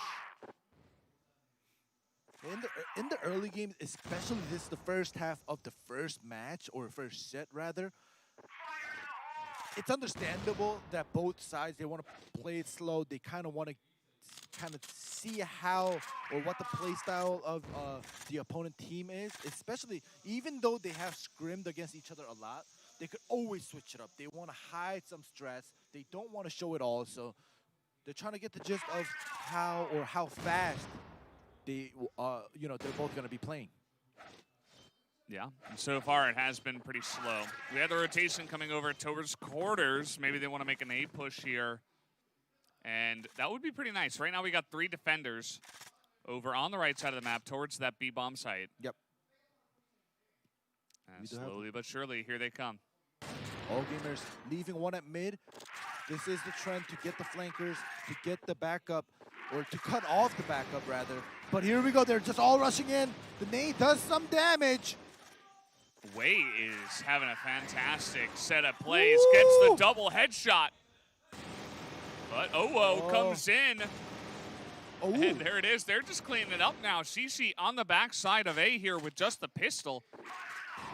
And there's not too much time. He's going to have to go for a plant. And there it is. It's so low. He knows at least where one player is because of the plant that went down. Oh, good setup, though, on the side of all gamers. Because they were both low. Absolutely. And, in any situation, generally what you want to do 1v2 is you want to stack up and shoot the guy at the same time. Yeah. And try to, make it so that he can't kill both of them. And they did that really nicely. They knew exactly where he was. They knew there wasn't enough time for him to rotate, really. And so they just waited with a good setup, good stagger. And they do get in there, and that's another round win for all gamers. Yeah, but it's still, even though it's only the 4th round, it doesn't feel like all gamers just being up by 1. It doesn't feel like they're dominant. They are getting the rounds here and there, but it's very slow. It's close to losing the round, and they just barely get it. So we'll see if Kingzone will be able to kind of adapt to the play style of all gamers here. All right, here we go. Another push onto A. Yeah. And this one is a bit faster. You'll notice there's all 5 members grouped up to go for this one. But they don't have to commit to it. But here they come anyway. Over. Nice play by Wei. And he's 100 health. And up there from behind the box in the bait spot. They are going to take them all down as the headshot, or not the headshot, just the straight up double kill from Wei with the pistol from behind. All right, well, Kingzone, you can tell that when all gamers go in for an all-in rush, it hasn't worked out yet. It almost worked out the first time around. The second time you just saw it failed drastically, did not work out. So they have to switch it up. They have to kind of do their spread out, take their time, get the information, get a pick, possibly get a trade, because all-in rushes, I think Kingzone are ready. Yeah, Kingzone came prepared, right? This isn't looking like the blowout that we had, at least on the second map of the last match. It's definitely a bit more even. 2-2, you don't always see that in Crossfire. And will they switch it up is the question. Are we going for a B push again? Or what is it going to be here from the side of Kingzone? Looks like they're grouping up to go A again. It just feels like, oh my gosh, they were stacked, so even though they do get the kill, they're both at half health. They lose one member in the process. Oh, Wei has been so huge for his team, but this time he's just getting chopped down. And there were only 2 of them this time on A. The plan does go down. Like I said, Owo is very low. I don't know if that's Owo. That's what I'm calling him. Yeah. Oh, look at that flick. All right, Ajax. We'll call him Hex. Yep. Right, How tries to come out, and down he goes. So Great all bait. gamers, yeah, they bring one back. They do bring one back, and some smoke shots. We saw it land in match number 1. This time around, we didn't get to see any of those smoke blind shots landing, but here we go. They are flashing and smoking all over A, but that is, it just feels like a fake, and I don't think Kingzone is buying the fake. They believe it. Yeah. They believe it. They bought the fake, and unfortunately for all gamers, they use a lot of their utilities. No push came out though, so they wanted to fake it. They wanted Kingzone to kind of come out and push and contest, and then they wanted to pick some at least 1 or 2 players off. But Kingzone, they had the patience to go back and just regroup. Yeah, Kingzone just gonna get some pretty standard setups here in terms of the defense. Yep. All gamers, they say no rush 1 minute. Yeah. That's their strategy. No rush 1 minute, guys. I need time to grind my axe. You just did with his hand. Yeah. You gotta feel if it's sharp or not, you know? See if it's gonna work out. But you can tell that all gamers, they're working towards B this time around. They used like, majority of their utilities on A side to fake. Did not work. Now they're working towards B. This is the part where you start jumping and you get picked off. But fortunately, there's nobody watching. They get in. Yeah. They're almost in there. In through the office, and you can see that nobody's really here. They got one guy up on the site right now. Yeah, that's it. Get this guy off. Get the plant down. 37 seconds right now. And they're taking their time. They got one guy rotating all the way around. That's a huge flank, but the rest of Kingzone are already here. 4v4, but it's basically a 4v3, now 4v2, but the flank is almost here now. There's not much time to plant either. Here's There's the one. flank. He gets the one. Misses the second, but still, that is the distraction they needed, and they're going to get that one-on-one now. The kill will come in, and all gamers, what a play. Wow. Oh, man. ZQQQ. This time, when you win the round with you getting the last kill, we'll say your full name. Yes. This That time was- around. Yeah. Oh, That was man. a great flank. I've never seen anything like that in all my years. That was a really interesting play, and it totally caught them off guard. Even though he only got one kill, it amounted to so much more. It definitely did.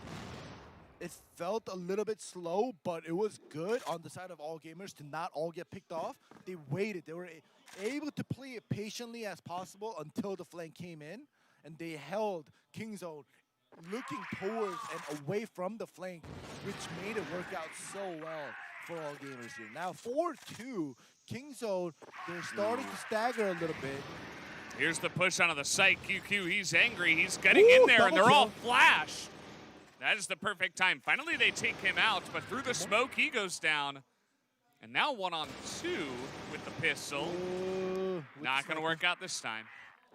No, it's not. So now Kingzone bring it back to 4-3 here. All gamers, you notice that they did want to kind of switch things up. The previous round, they played it slow, and the round right after that, they rushed in. Unfortunately, it didn't work out of changing the pace of the game, but still, you can tell that all gamers, they are trying different types of strategies. They are trying to change the pace of the game. Oh. Speaking of which, two guys up mid on Global Risk. You don't see that all the time. Nope.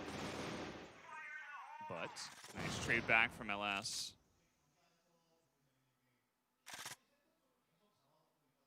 When you said LS, it kind of felt weird. Yeah, here well, we go. Nice sniper shot with Shishi yeah. at mid. That's a good setup there. In here through the connector to mid. You could see they're able to pick off one, but trying to come in from behind. Here's 17 Shu as well, gonna find one. QQ is totally unseen, by the way. Perfect timing, pops out, and gets the one. Now it's 1-on-3 here, but at least he's got the C4. He does have the C4, but he has a sniper. So when you do a 1v3 with the sniper, you gotta plan go as far as possible to try to get at least one pick to make it a 1v2. Yeah. But this is highly unlikely if Kingzone comes in as a 3-man. As long as they don't get a stack kill, 1 for 2, I think it's definitely a doable and an easy situation for Kingzone here. I would have liked to see him try to go for at least one kill first, Yeah. and then maybe back off and plant, because just like you were saying, you can just charge him down. And you just don't have the firepower with the sniper. He misses the first shot, and that's going to be the end of that. Yeah. Defuse comes in. It would have been hard even if he did land the first shot and made it a 2v1. But yeah, if you miss the first shot and it remains a 3v1, it's basically impossible. I'm not even going to say almost impossible, it's just impossible. And yeah, Kingzone tie it up, 4-4. Yeah. Now, if all gamers win this, it's actually a really good Blacklist side. Yeah. On this map. But we'll see. I mean, that's 2 rounds in a row now, 1 here by Kingzone, so trying to wrest back control of the match. And now we're just going straight up the middle. Nice entry kill here from Owo. Nice. They have control of mid. So you can see that the backup is coming. They are getting cut off, though, in the meantime. Oh. Ooh! They're just smacking him down here. All right, so like you were saying, all gamers, they want this round. 5v2 right now. The sniper, you have to get the pick, and that's not going to be a successful shot. Nice try there. Not going to work out. QQ's all alone, and this is looking good for all gamers to take 5-4 into the half. As I mentioned, that's going to be a pretty nice start here for the team. But still, it's a 5-4. So even if it was a 5-4 the other way around, we would have still said it was a close game, because we have to go through the second half. And in the second half, it could still go 5-4 the other way around and go for that overtime. So we never know until we get into the game. And I'm going to be honest, right now, this all-gamer versus Kingzone, it feels more balanced. We'll have to see our map number 2, obviously, but still, in Ankara, yes, the first match, it ended up being 5-4 in the first half, but remember, it was a 4-1 lead, and then they caught up to a 5-4. But this time around, they were just going back and forth, and Kingzone took 2 rounds, and then all gamers took the round, made it 5-4. So it was 2-2-2-2. Yeah, so it was definitely a well-balanced first half. For sure. Just, you know, getting that extra round of Blacklist is always going to feel good. Oh, yeah. And now let's see how it switches, because, you know, we got to see which team likes which side on which map, you know. Yeah. Can definitely mix things up as we have a little push in through office here. We have Kingzone now, Blacklist, working their way towards B here. But if you noticed, Kingzone, they pushed out of A a little bit so they can get that early information, but nobody's there. Ooh! Headshot. Yeah. The push, sometimes you get punished for it. Sometimes you get a nice little pick like that, and you can go for an easy retake. But let's see how it goes. 4v3 now. Owo. Trying to help out there. And, wow. Man. Making it look easy. Just roll them here in the first round. Yeah, Kingzone, that moment that you just saw right there, it was a 2v2, and Kingzone had to crossfire left and right. But if you noticed, all gamer, as they came in, I forgot the 2 players that got the kills. One looked left, one looked right, and they peaked at the same time, and they were able to take down the respective players at the end of their crosshairs. It made it, like you said, made it look easy. That's some teamwork right there. Yeah, for sure. And now Hex, he's getting a little bit confident. You know, he's like, hey, let me take a peek. Let me see what I can see. Maybe get a nice little pick off of Air Ducks, but not going to be the case. Pretty passive this time around from Kingzone. All right. Kingzone taking their time. They're doing a 3-2 split right now. We see a lot of these 3-2 split, even a 2-1-2 split to get any pushes or picks. Ooh, LXM if he pushed out and died, that would have been a huge, huge downside. Yeah. But he does stay alive. They're reading the pressure so well. And they're just able to get pickoffs in places where Kingzone are not. That time was a nice little play by Wei, actually. That could have been a kill. Yeah, face-to-face in the air duct. All right, you can see at the end of the day, Kingzone making their way towards A. Oh, whoa. Oh, whoa.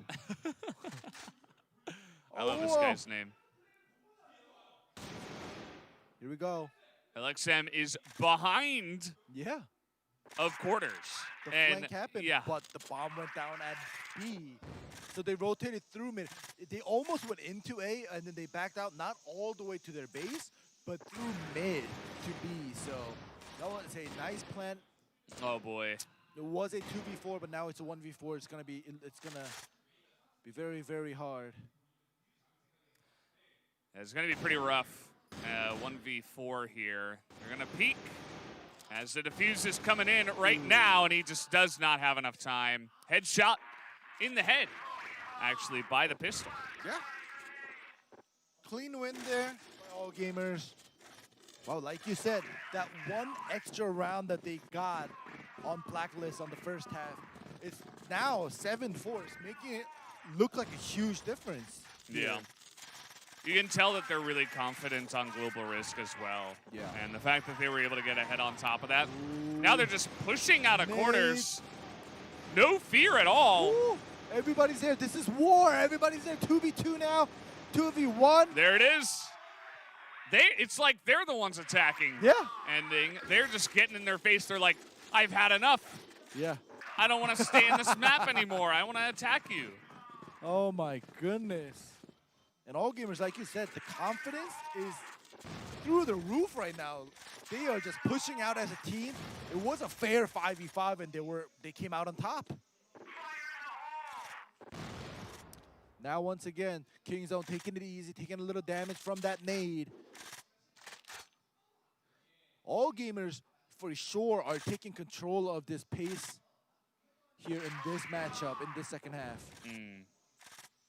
The fact that they can just push out multiple rounds in a row and win the firefights every time, it really does show you that they are the better team.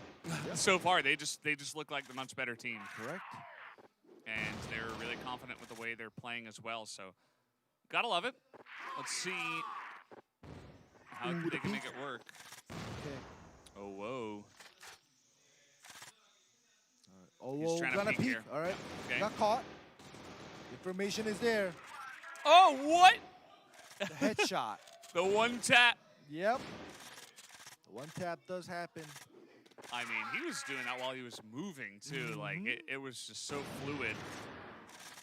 Good stuff from Wei. He's been my favorite player on their side, and the score really reflects it as well. Yeah. He's the only one with 5 kills. Everybody's 0 except for Hao with 1 kill. So looking a little bit grim, but this time around they have the advantage. They have to make this into a win here. Hao coming around. There it is. She helping out. Nade? Oh, double kill. I think he shot him through his teammate. Oh my goodness, what happened? It was a 5v4 for Kingzone, and now it's a 2v1. Yeah, somehow. And trying to bounce back, he's going to get shot down 9-4. And all gamers, they're on the cusp of taking on Kara here and taking a big win 10-4 on this map. Yeah, if you take a such huge win like this, like if it does become a 10-4, Kingzone may need some moral support. Yeah. Oh, yeah. And, okay, nice little start off by Shishi. You have to remember, Kingzone, they ended their first half with 4 rounds. So basically, in the second half, they were unable to get a single round, and it does not feel good. Oh, man. Every firefight is lost. Every single one. And Shishi is like, where'd my team go? Owo is in Blacklist spawn right now. Oh, he's actually going to get shot. He gets one down, though. Nope. No super play. I heard the Korean casters are like, we're going to need a super play. Yeah. No. Not going to happen. All gamers smack them down. And that was our most one-sided map we've had yet. We've only had 3, but still, 10-4. Especially the map being Ankara. Yeah. Like, all these players are super familiar. They're used to it. It's nothing new. It's balanced. They know how to play their play style in this map.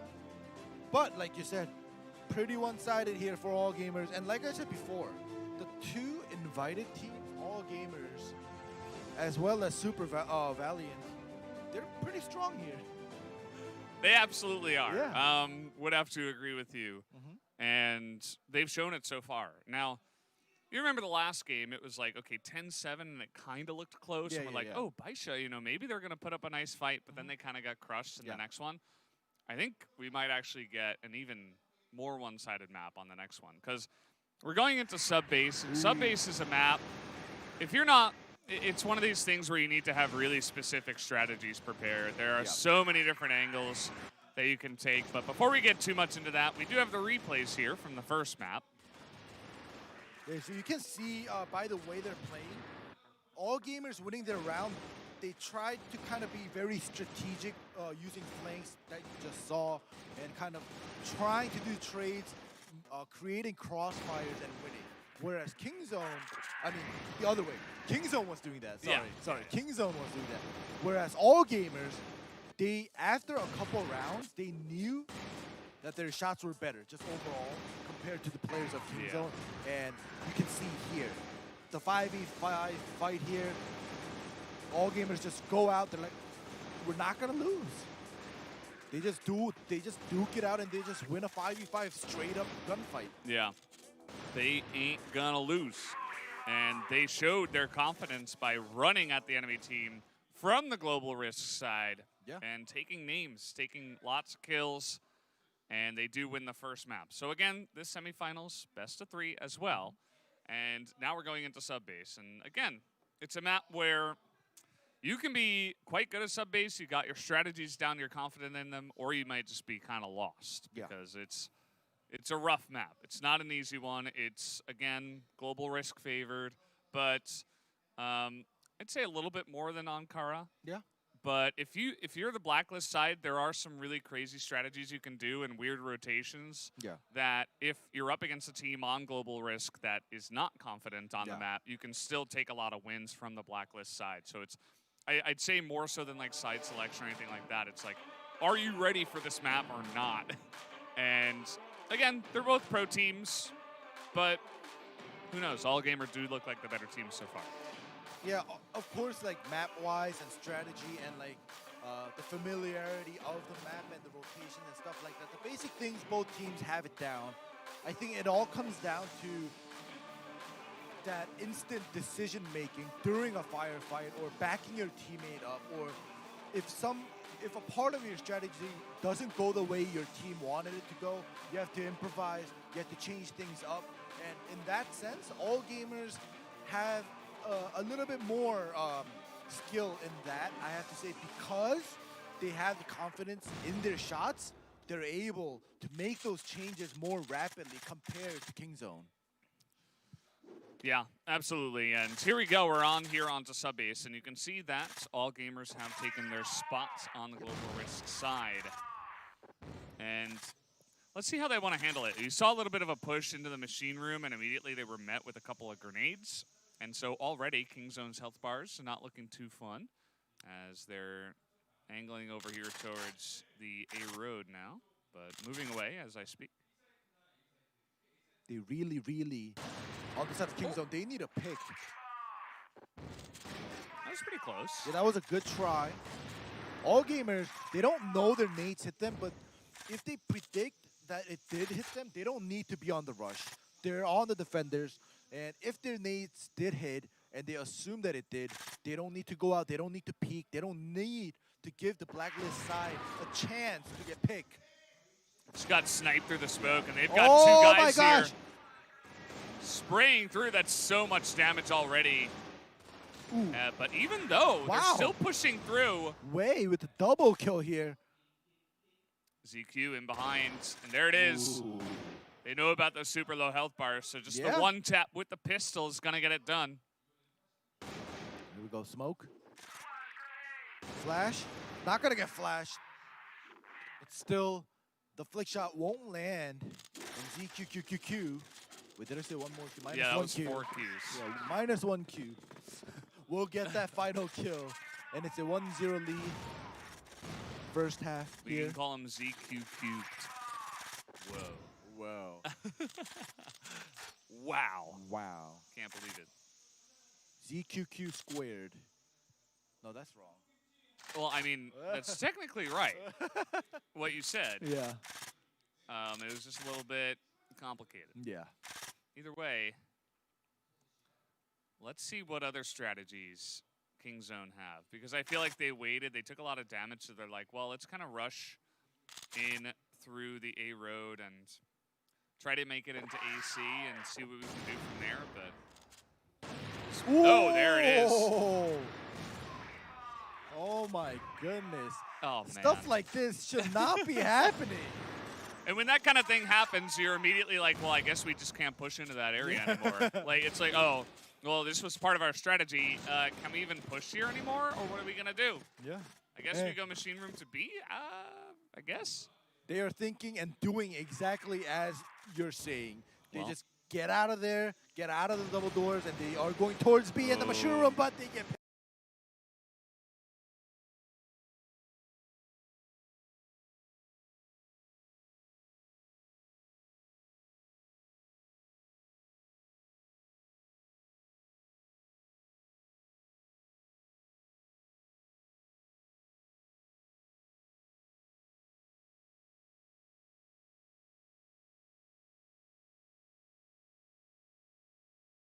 Ooh, that was close. No. That angle, a little bit more difficult to land the shot, but you can scout really well if they want to go for a push down the stairs here into A. Yeah. Not going to do so. Just going to Nope. back away. They're doing the same thing they did the previous round. It didn't work out, but we'll see if they can make it work out because now it's a 5v4 instead of a 4v5 here.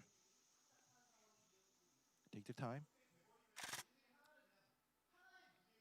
Here we go again. We got 4 members in towards the lockers and 1 in through the hallway. As there's the first snipe from the lockers. And the push comes in, and this is looking much better this time. 4 for 0 on the push, and it looked like all gamers just had no idea they were going to be there. All right, they take the side with no problem, and it's a clean win with all 5 members alive on the side of Kingzone here. Finally coming back, getting that first round win. Yeah, finally getting on the board here. Pretty good to see. Didn't want to see them get blown out. Yeah. That wouldn't have been very fun. So they're putting up a fight now. Although all gamers still do look pretty confident on this map. They were really caught off guard by that locker push. Yeah, we can tell that they did get you know, caught off like you said, and all 5 members did stay alive for Kingzone, but all gamers, they're not pushed back. They still got their confidence. They're not, you know, they're not pulling back yet. Yeah. They're holding down the fort. Oh, ooh, Oh, there he it gets is. it. Oh, why do you put? Interesting. Yeah. They were trying to get the headshots with the pistol, and actually Shishi was the one who got it. But still, he does take half the damage, and there's a double kill here. Owo's got some sick aim. That was a nice trade coming through, and trade back to back here at double doors. And like I said, trades are important. If you're gonna lose one, whether you're blacklist or global risk, you have to constantly do the trade. And this time around, look at this, a pickoff already. Yeah. I was speaking about the previous round and saying the round starts within the first 3 seconds, you get a headshot. This is what can happen. I mean, all gamers showed that they could do it in quarters on Kara. But here on this map, again, if you don't have control of machine room, sometimes, you know, OO's going to pop out, snipe from the window, and you're going to be dead. So looks like, again, this is what I was talking about. There's so many little things you can do on this map that can really catch your opponent off guard. And so far, it does look like all gamers have been better with those. Yep. We'll see if Kingzone can make this into a round win here, even though they've lost QQ right off the bat. And once again, Hex at mid. This is his, I was gonna say this is his spot, but he gets picked off. Not this time. Now they have made their way down into the Headshot, 8-bomb double site, headshot. but a double headshot from LS. As CC also going to be taken out as desperation beginning to kick in a bit. How? Trying to pull off the super play. Oh, there it is. the backup Shot does in the come. back. All right, so it just feels like even though Kingzone, like they were down 4-5, I can tell that, look at this again, they get naded. QQ half health at the beginning of the round. But I gotta commend Kingzone in a way because even though they are getting kind of pushed back, it's 4-1, they're not losing their confidence. They're still trying to hold on and do what they practiced. Oh, man. And again, the pickoff. This is Hex. He's always in the right spot, and he has been landing those shots with the AWM. Insane. And it's just making it so difficult. When you've got a good sniper on this map, too, some of the angles are really tough to hold. It's really nice to see as LS pops out, goes down. Let's get 2. Double kill. A third one coming through, and another double kill for Hal. 1v3 here. Now, this is not going to be easy. Yeah, this is not going to be easy. He's looking good. He's going to make quick work of it, or try to. Gets one. Gets the one, and gets down on the ground. That is going to be Kingzone's second round win, finally, on the Blacklist side. It's a little bit slow, but Kingzone not giving up, putting up a fight. They are slowly catching up here. It's 4-2. If they win maybe one round and before the first half ends, I think it's not bad considering that they had such a slow start. If they get 2 rounds, that's way too good for them. So we'll see if they will be able to get a couple more rounds here before the first half ends here. Absolutely. Well, here we go, pushing on in through the lockers. They're going to go with the strategy that worked for them before, but this time around, Flash. All gamers are ready for them. He's got the angle down here to ZQ. There's a lot of 3 trades. down, Yeah. 2v2. 2v2. Oh my gosh, you have to be careful. Oh, there it is. Nice snipe, but another rotation. What? Gets the one and gets a Oh second. my gosh! What a huge play from OO. They were both looking at the first floor entrance and thinking, all right, they probably were waiting for a trade, so they both should have been down there. Yeah. But that rotation up the ramps was crazy, and what happened? Why are 3 players down in the first 10 seconds? I feel like you were looking at me and commentating and you missed the action. Crossfire's a fast game. Yeah, 1v3 now. Just a sick headshot to start by QQ. Yeah.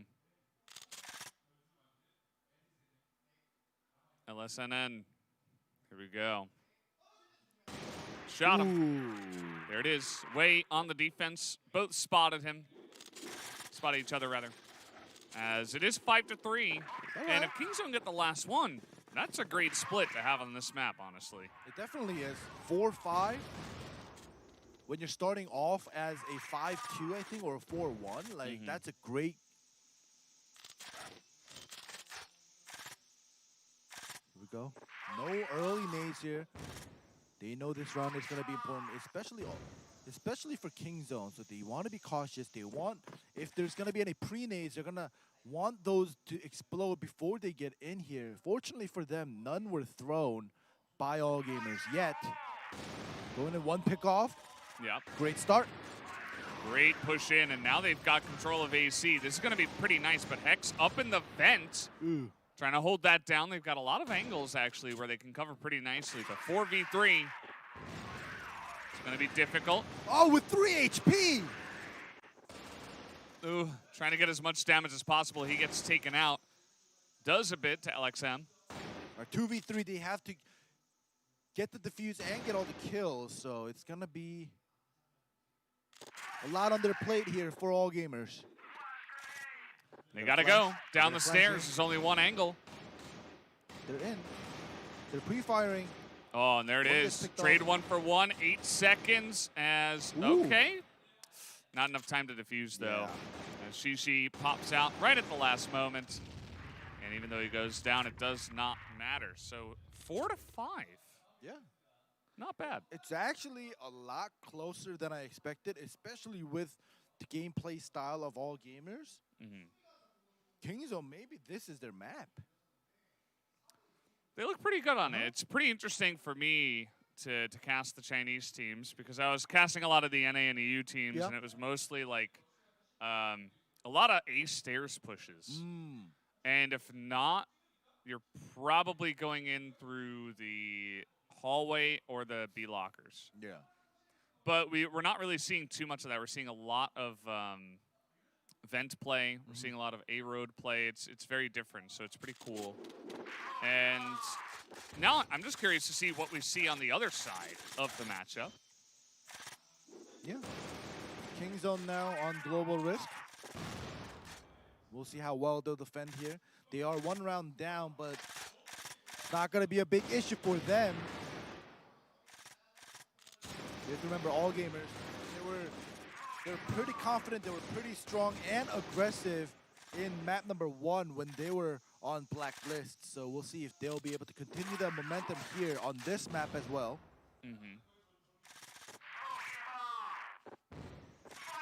But like you predicted, they're both playing it very passive. We're not seeing any bum rushes into the site. They're trying to utilize their utility as much as possible here. Here it is, A stairs push. Aggressive, they get position on the bottom side of it. Lots of flashes come out as Shu comes out and gets shot down. He does land a couple shots though. Doesn't go down for free. There's one, ooh, nice headshot. Yep, LSNN doing pretty well. These trades are going in all gamers' favor. As they're trying to push on in, and now it's only Shishi with the AWM. And he gets hit by the nade. All right, a pistol kill, but the trade comes in right off the bat.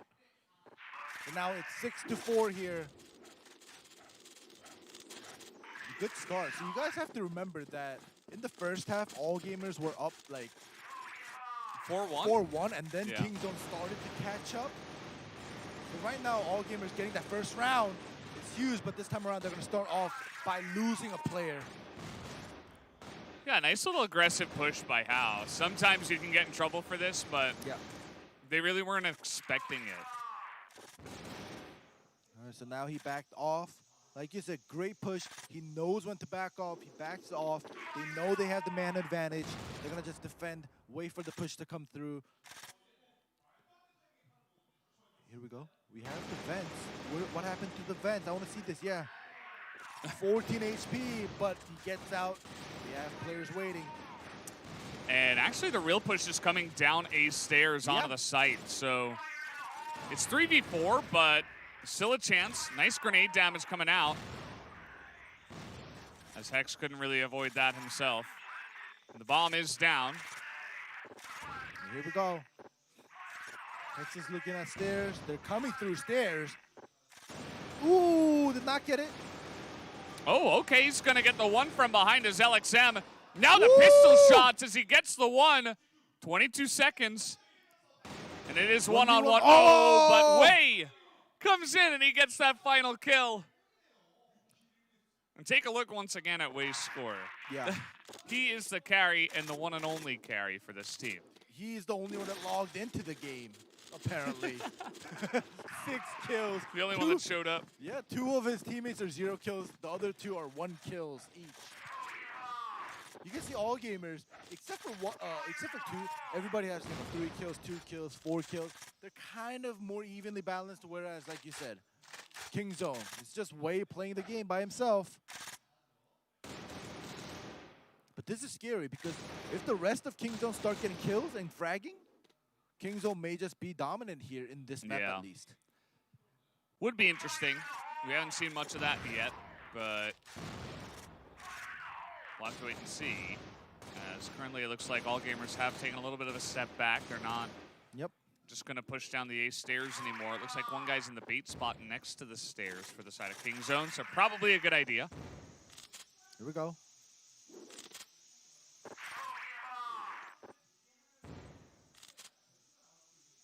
All right, OO and family coming in here into the lockers. It looks like they already have a smoke down. Flash is also coming out. Nade came in. Oh, that was a flash start. Yeah. Hit him in the face, though. Yeah. Nice reaction. Gets that kill. QQ up in the corner. Nice They didn't backup. notice him here as Downey will go, though, and now it's only CC.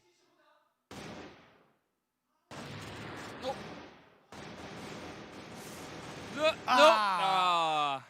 Not quite going to do it. 7-5 now. It's a very, very close game. 7-5. King Zone definitely are still in the game here. It's not like they are getting stomped over. It's always a close call, like one player left from all gamers or 2 players left from all gamers at the end of the round. So King Zone, I think if they play it a little bit more smart, get the trades down, it's possible for them to catch up. Would have to agree, although it does look like all gamers still, again, looking like the better team in this one. Nice shot there comes in, and Shu is also going to get taken out. Not looking so good anymore. How? No. Trying to bait here, but he is spotted. You know, as I was trying to say, King Zone having a chance. All gamers just rush in and just dominate them. Yeah. Smoke shots all over the place. Double kill with the pistol here. And the bomb is knocked down, so they have to attack in here. Oh, he picks up another sniper. That's okay.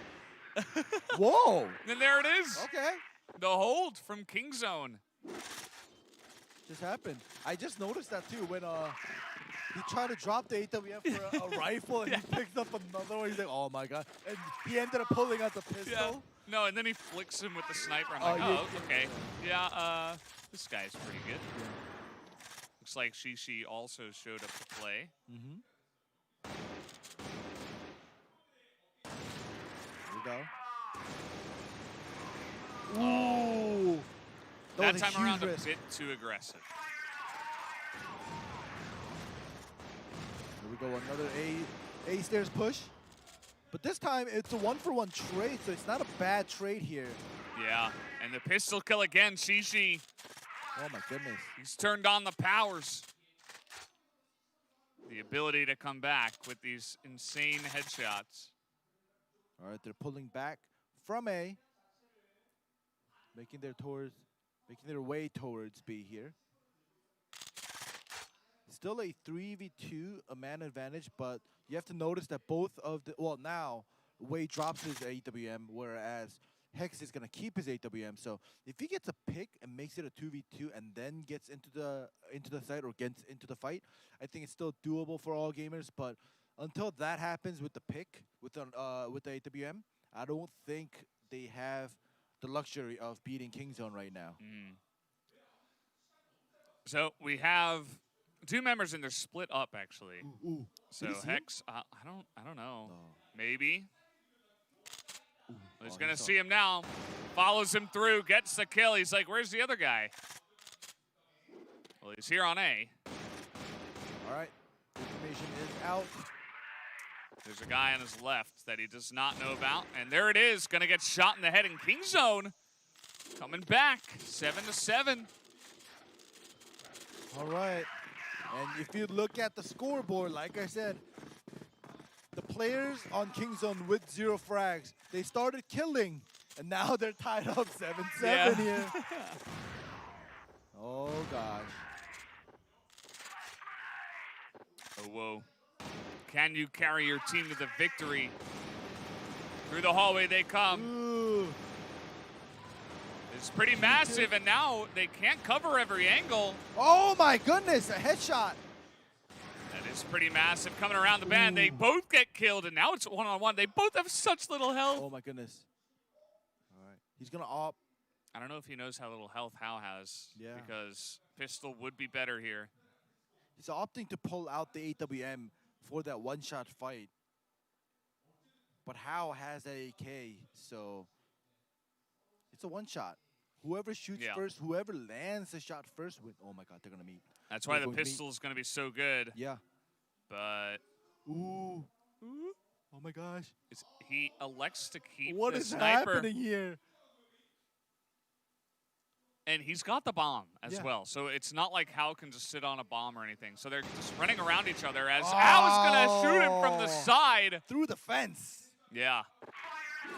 Great timing there. And King Zone on Global Risk having a bit of a better time. All right, 8-7. All gamers, they had a great start, but it feels like they can't continue their momentum into a victory here. Now the tables have been turned.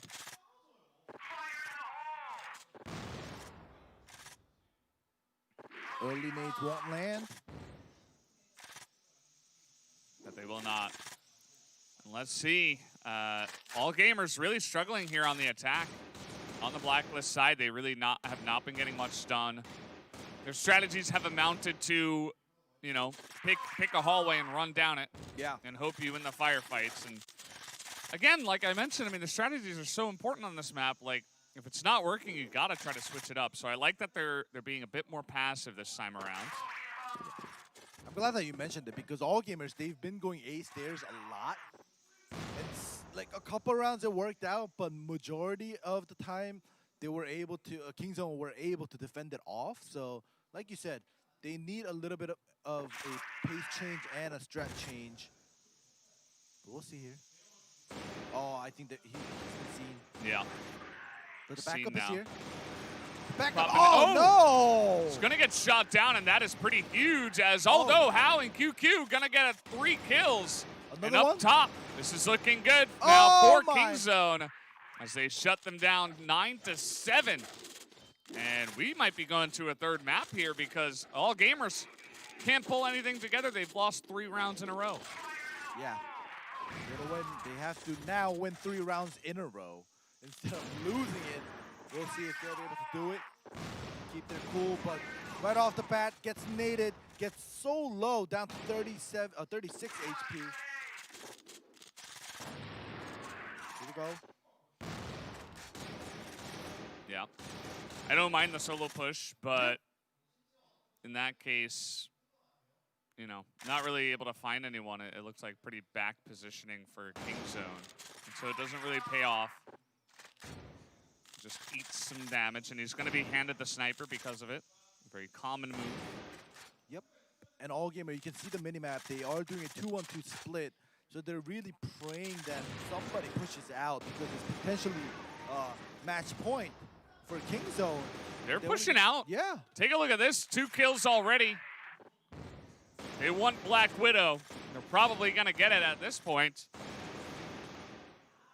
Make it another. Yeah, 5v2 now. Unless these 2 players get like 1-taps and conserve their energy. Oh, there it is. They just could not get anything going there on the Blacklist side, and that was not the series that we expected, right? Oh. We were saying, oh, all gamers looking like the team to win, maybe just a quick 2-0, but after the switch, they looked a lot less comfortable on the Blacklist side, and that seemed to be the issue for them that time around. We will be going into Black Widow for our 3rd map. All right, well, this is going to be the decider for both of these teams. And like you were saying, all gamers, they looked pretty strong. Like, even though, you know, in Ankara, Kingzone were able to take, I think, 4 rounds? 4 or 5 rounds, right? Like, it wasn't like 4 rounds, yeah, 4. 10-4. So, yeah, it was a little bit one-sided. It wasn't like 2 one-sided. But all gamers, it felt like they had the better strat. But in this map, like you're constantly pointing out that, you know, they were doing this one strat down the A-hall stairs, and it didn't work out multiple times. And they were keep doing it. They lost. They gave up so many rounds, and it took them too long to switch it up. Yeah, it really did. Yeah. And we're going to see the first half and then take a look at the difference between the first and the second half, because the first one, it's all gamers. Yeah. They do really well on the defense, as we would normally expect. Great follow-up play here from Owo, gets them 5-2, and you're thinking, hey, maybe they're just going to run away with this one. that was not the case. It got tied up 5-4, which again, that's a good scoreline if you're the Blacklist team. And so, yeah, we're able to do that. And then All Gamers only got 2 more rounds here on the side of Blacklist. Yeah, Kingzone were able to get 6 rounds altogether to make that a 10-round win here. And in the second half, it just felt like Kingzone did well, but I think it's more so about All Gamers kind of struggling to go follow through and change up their strats, because you can tell that they were confident in rushing down the A stairs. Yeah. Yes, it worked out a couple rounds. They got a couple rounds off of that. But when it started to fail, they needed to try other strats, and they did. They did try other strats, but it didn't work out because they didn't have the confidence in thinking in their heads that this is going to also succeed.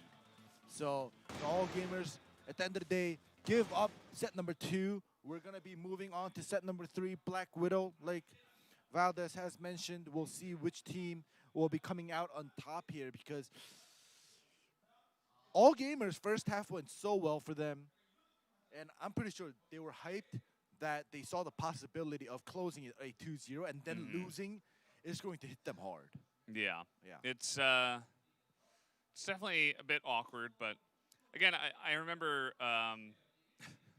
back when I was casting the NA and the EU teams for the other tournament, in a lot of the interviews, if anything ever went wrong and we were like, huh, you guys, you know, you kind of faltered here, they were always like, we're just not confident on Blacklist on Subbase.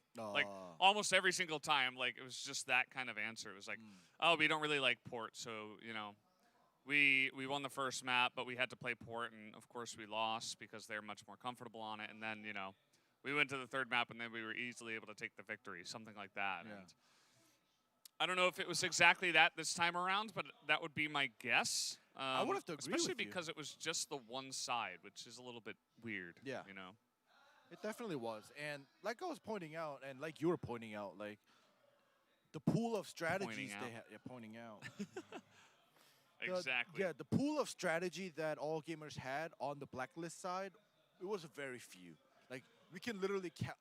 It was 2, I think. Yeah. Yeah, the A stairs and the other way around to towards the B side. That was it. Both didn't work out, obviously, because they lost the second set.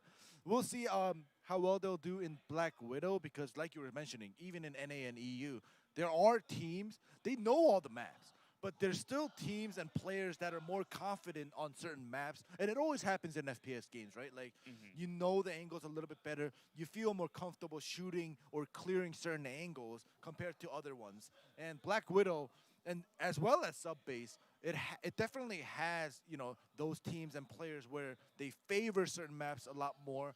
And we'll see, you know, what the deal is with Black Widow. Black Widow will be interesting.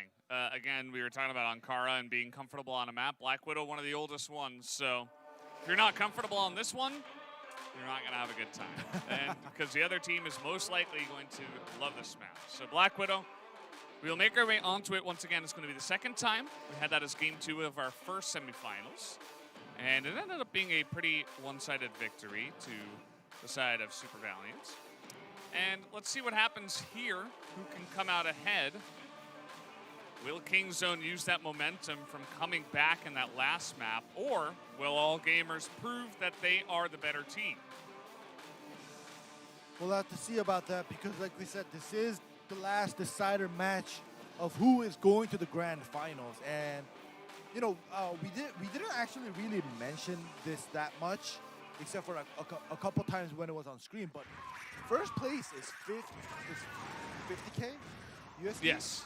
Second place is 25K, and then it goes super down. So like, yeah, you want to be in the grand finals. You want to be in the top 2 to kind of secure that cash money as well, right? You're not playing this for fun. Yeah. Well, it's fun, but well, you're doing both. Yeah. That's why you became a pro gamer, and now you're trying to make the moolah. Yeah, make the dough.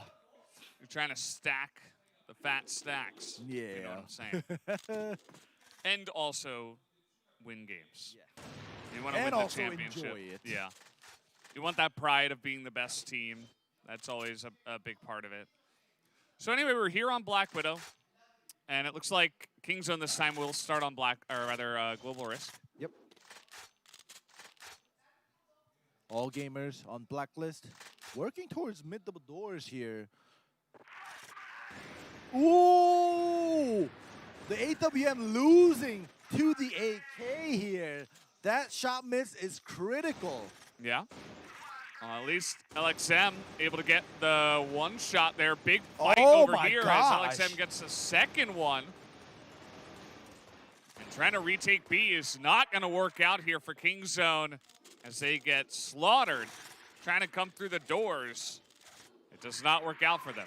Nope, didn't even need to plant the C4. They just got all the kills and they swept it. And all gamers, first half is always, they are confident. It feels like they're gonna dominate.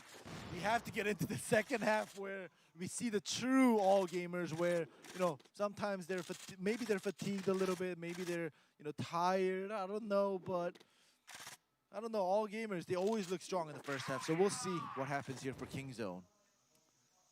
Yeah, it's really the question. As the push looks like it's coming in through A long. Ooh. We do have one guy here, Shishi, who is waiting on the side. He's by himself. It's either he gets 1 for 1, like if he dies, he's got to take one with him. And he does take one. All right, it's going to be 1 for 1, but the trade does come through. Yeah. Looks like we had a kill up on short at the same time. Okay. Pushing out now is Way. He's trying to catch them before they rotate, just to make things more difficult and or get some information about if the rotation is coming in. Yeah. Did they see him through that little crack? Oh, here we go. They rotated back. The push. Oh. He got flicked by LSNN. Oh my God, right under you, right under you. The 3v2 still doable for Kingzone, but all gamers, they have the key too. Oh my God. Oh my gosh. Gets it.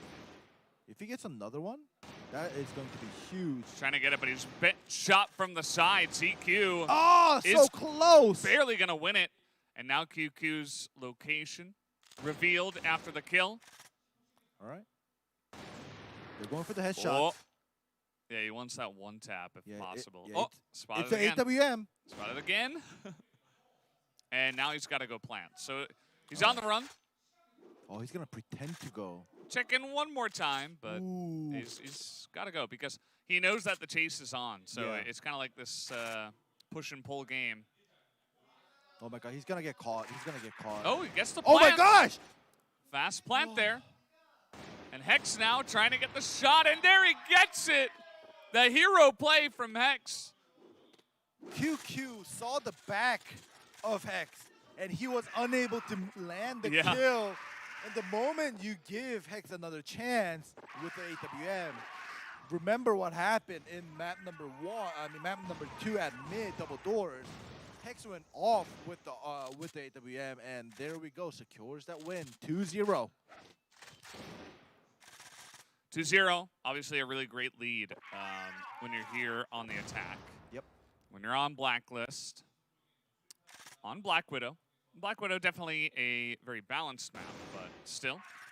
Nice little play here by LXM hiding in the waterway, reading the aggression. Ooh.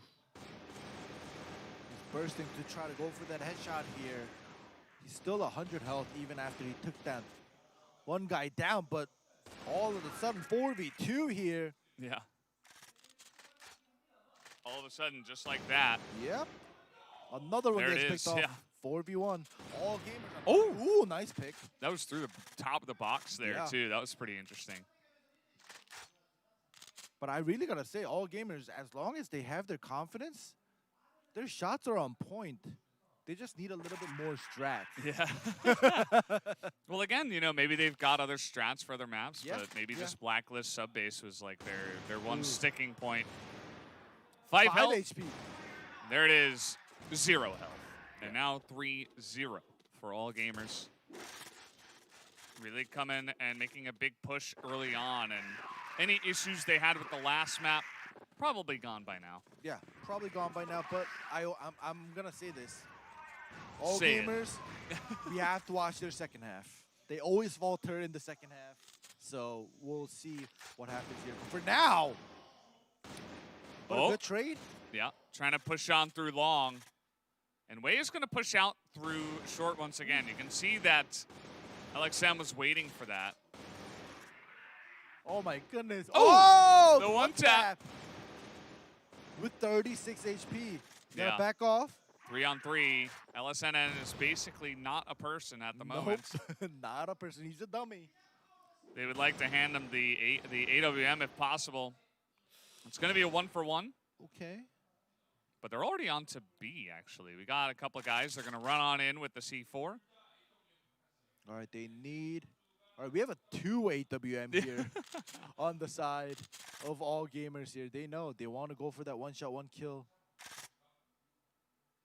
Will they know? 4 health right now. Yeah. Oh! And from behind... Oh! Gets it! Look at this. 2 health and 4 health. Yeah. What is this? And it's doable because of the AWMs, but there's the shot. Well, now he has information. Yeah, and he doesn't have the AWM anymore. LSN and... Remember, the one tap is always doable. It looks like he's reading a rotation, but how? With a massive health advantage. Oh, you can see. All right, the plan is going down. Yeah. And we don't know if that health advantage has been communicated. And How doesn't know where he is. So he's going to check first into B. He does have the pistol out right now. Oh, there we go. AK, 24 seconds. He's taking his time. LSNN, he can just stay hidden, wait for the defuse, and go out. Obviously, he's going to be trying to look at how he's going to fake it. Yeah, and How, he knows he's got to look. He 9 wants seconds. the kill, Oh but he my. can't find him. Oh, He's wasting too much time, and I this think guy it's wins over. hide and seek. Yeah. There it is. With Easy 4 pop out. HP. Hide and seek master right here with 4 HP. That was really crazy. Yeah. Oh, man. We don't get many close rounds like that, but when you win it, it feels so good. And now 4-0. So maybe it's a sign. 4 HP, 4-0. This is how far you go? Yeah. And it becomes 4-5 now? Maybe. Well, let's see. A quick takeover here. The plan will go down right away, but in the meantime, Hex will go down. Yep. The trade does happen, though. Rotation was good, and now 4-on-3 is going to be the name of the game here. LSNN was spotted. Way going in, way aggressive here. Oh. Okay, 1-for-1, always good. As there it is, they spray them down. Owo and ZQ. Gonna chop them down, 5-0. All right, well, that 4-0 round curse is not gonna be here for all gamers. It's kind of what we expected in map 2. Yeah, this is actually the picture that I was thinking. Yeah. Oh, but this time. Oh, trying to spray through. He's gonna get shot down, make it a double kill for LXM. 3v3, all Hex gets picked off as well. 3v2 now. Another trade coming in. 2v2 into a 2v1 now. Yeah, Wade doing a great job there. And now on the back of the site is LXM with 42 health. This ain't it. This isn't going to be easy for him. He needs a one-tap and not lose any health. Oh. Whoa, he gets that headshot. And he doesn't lose any health. Well, that's what you like to see. It's the one-tap master coming through. Not always possible, but no. LXM, he's got the ability. And now we got some pretty even health bars, actually. He just went, oh man, they're just circling each other right now. Yeah. Oh my gosh. Oh my god. From the window. No, he doesn't know yet. Yeah, he doesn't know, but he's just checking, and there he is. Oh, spotted. Flashed. Flash doesn't do much. He's going to try to take the doors. There we go.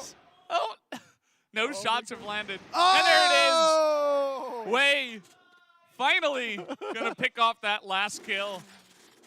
With the headshot. Yeah, makes quick work there, and he finally gets that round win for Kingzone on Global Risk. It's not supposed to be this much of a struggle, but sometimes you gotta go for it. That was a quite exciting round right there, even though it was just, you know, round number 6. Nothing special, but yeah, it was exciting to watch here. All gamers. If they take a couple more rounds here before the first half ends, second half it may be very, very comfortable for them to take the victory. But if Kingzone start to come back and make it like, you know, 5-3, 5-4 even, 6-3 or something like that, I don't know, all gamers. Oh, that missed. Yeah. That's huge. He didn't get any damage down. Nope. Oh, up on short. Spots them coming in and now trying to push through his way again. As Shu gets two. She follows up in the mid doors. Right. Hex is on B as we, or on A as we speak. But he is alone.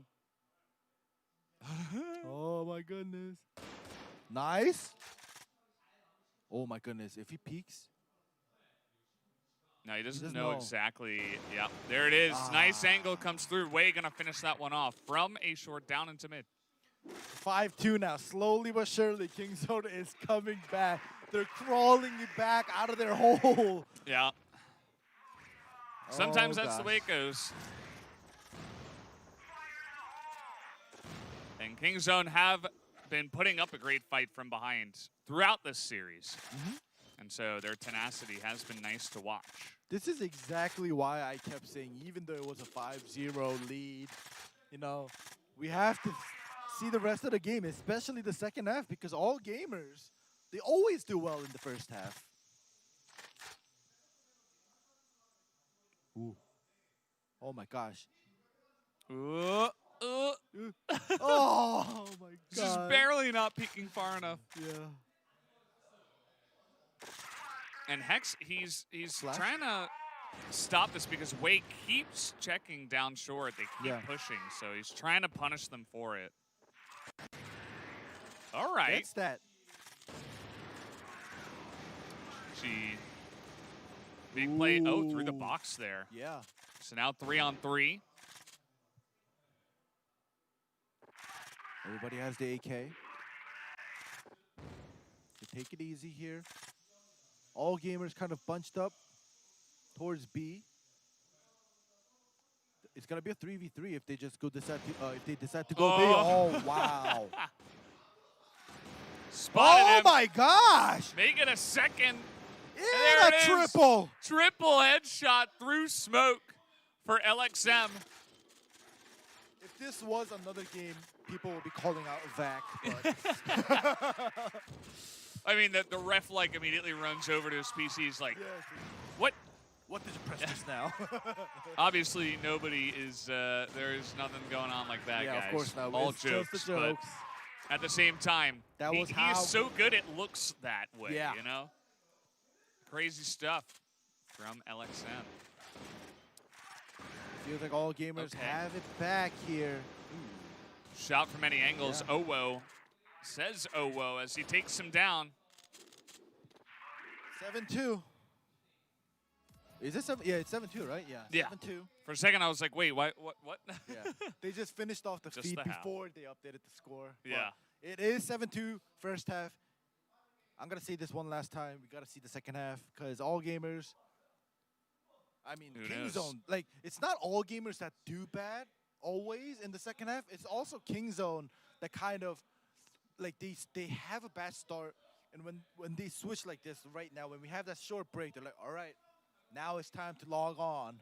It's time to play with our mouse and keyboard, turn on our monitors. So we're going to have to see what happens here when we switch sides. I was accidentally playing left-handed. Let me switch that. Yeah. Yeah. So we'll see. Just, you know, it takes a little bit of time for them to load up into the game, perhaps. And, yeah, all gamers have been looking good. this time around. Definitely more, it looks like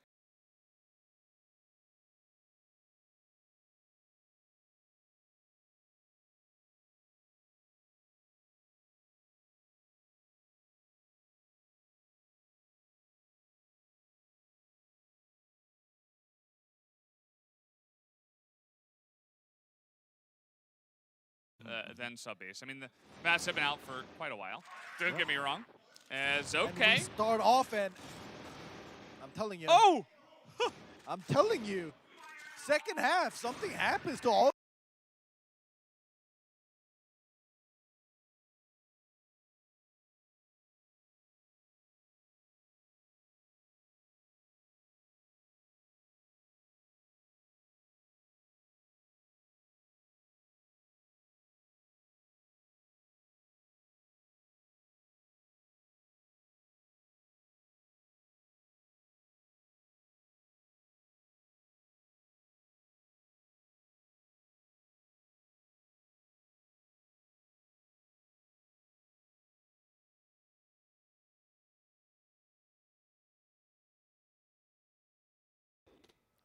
We'll have to wait and see how they decide to maneuver here.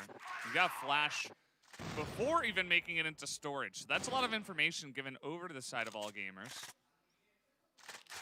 Although no committal coming in just yet. But it does feel like Kingzone are going to play the clock, but eventually commit to B site. Here we go, Flash is coming through. Ooh, the duck plays.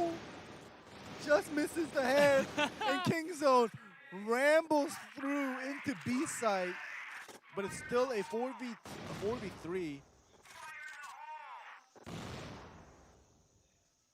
All right. Yeah, it looks like probably going to plant that now in the corner. Here is how. That's why it's sometimes difficult to push just straight through the smoke. You're going to get caught out. Oh, Hicks gets picked off. We see Q very low, and there we go. There it is. How is the Colt master? Comes out and slaps him down. And ending, maybe you were onto something. We have 1 kill for All Gamers in 2 rounds. Yeah. Maybe they just take their lead for granted and say, well, this will be easy. Yep, and as you say that, LSNM gets that first pick off onto Way. They're like, Valdez, come on, give us a couple rounds. Even though they didn't win the round yet, it's a 5v4 lead here, especially when you're defending on a global risk and you have a man advantage. It's so much easier. But a free kill is given away, no trade happening. Only the information was given. All right, they're going to get position here on the B site again. And we saw the last time that All Gamers really struggled with trying to retake on this site. It is quite difficult. Yep. There's only, that small door and the window. So you got to rush through, and that's exactly what they're doing. How as well, coming in through, and that's going to do it. The 2 of them just high-fiving. Take a look at the kills over here. I mean, we have 8 and 6, and that's it. There's 1. Yeah. Nobody else does anything. It's just yeah, and LS only has 2 kills, but I say only 2 kills, but he's the only one with kills. Yeah. And now... Yeah, the confidence of Kingzone, they just rush out. But it does not go as they plan. It's still a 2v2. They haven't lost. Yep, still very close. WCG pushing through. Oh! Banged there right on the side from above. ZQQ. 2v1 is still doable if he catches one off guard, because he's pretty healthy right now. 41. Oh, but they're... Ooh, all right. Good timing. Didn't take any damage. Great. The bomb still available. He's going to rotate it. They still have 1 minute and 20 seconds. This was the round where both the teams kind of duked it out at mid, and then they backed off. So there's so much more time. just gonna see ZQ kind of waiting in the middle. Bomb planted, and he doesn't know exactly where it is. Yeah, he's still looking towards B a little bit. Oh no. Oh, he's been duped. Nope. You've been juked and duped. As he gets closer, he's like, oh, no beeping. What's Yeah. going on? We call this shadow boxing. Yeah, and now, now he's only got one angle here. Needs to get the kill. Shishi waiting for it, and yeah he's not gonna have enough time. All right, Yeah. that was great play by Shishi. And 6-7. 6-7, it's anybody's game from here. What happened to the 7-3, 7-2 lead? 7-6, 4 rounds in a row. So they're Yeah. doing exactly what all gamers did the last time before the swap. Ooh, nice nade though. Well, did a bit of damage. Yeah. And They might be getting sandwiched, but whoa! Double kill! Almost a triple. Oh, whoa! I just want to shout his name every time. Okay. Finally, AG gets something going. Yeah, AG finally cut off the momentum of that 4-round streak win on the side of Kingzo. But I gotta say, I gotta be honest, giving Kingzone a 4-round win streak in the first place, something's wrong. That should not happen. Yeah. When you're dominating so much. Exactly.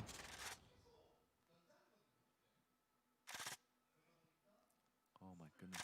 You can see, if we take a look on the side of AG, they've got LXM and Hex that have 0 kills in still. 5 rounds.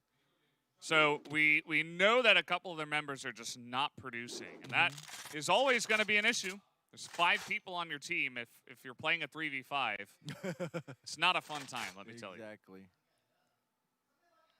We can tell they went full ham a couple rounds before, so now they're taking it easy, they're taking it slow. No rushes, no peaks. But now, Kingzone, they have to make their way in. They're gonna do a mid push. That's looking like it. GQ in position. Nade gets hit a little Oh, bit. that's a big nade. That is a big One, nade. double. And up here on short, they get so much spray value down. And easily gonna stop that A short push. Make it look weak. Wow. All by himself. In the back. Oh, the flank is lovely. Yeah. Now they have no control over the map. They do not know where the enemy is. How? How will he do this? How? Well, first he's gonna take 12 damage from a grenade. Yeah. Then get picked off by an AWM. yeah, just gonna get sniped down. All right, well, all gamers seems like they've had enough, right? 4-round streak, that's all you get. Possibly the last round here. Will we see the 2 invited teams meeting at the grand finals? It's looking likely right now ending. Yeah. As all gamers are squeaking through here in the last rounds of Black Widow. If all gamers win here and Hex ends up with 0 kills, that would also be a pretty funny situation. Working their way towards B here. Ooh, taking some smoke shots here. Shishi. Wait it out. Yeah. Biding their time. But look at how close they are on the minimap. They're literally one wall apart.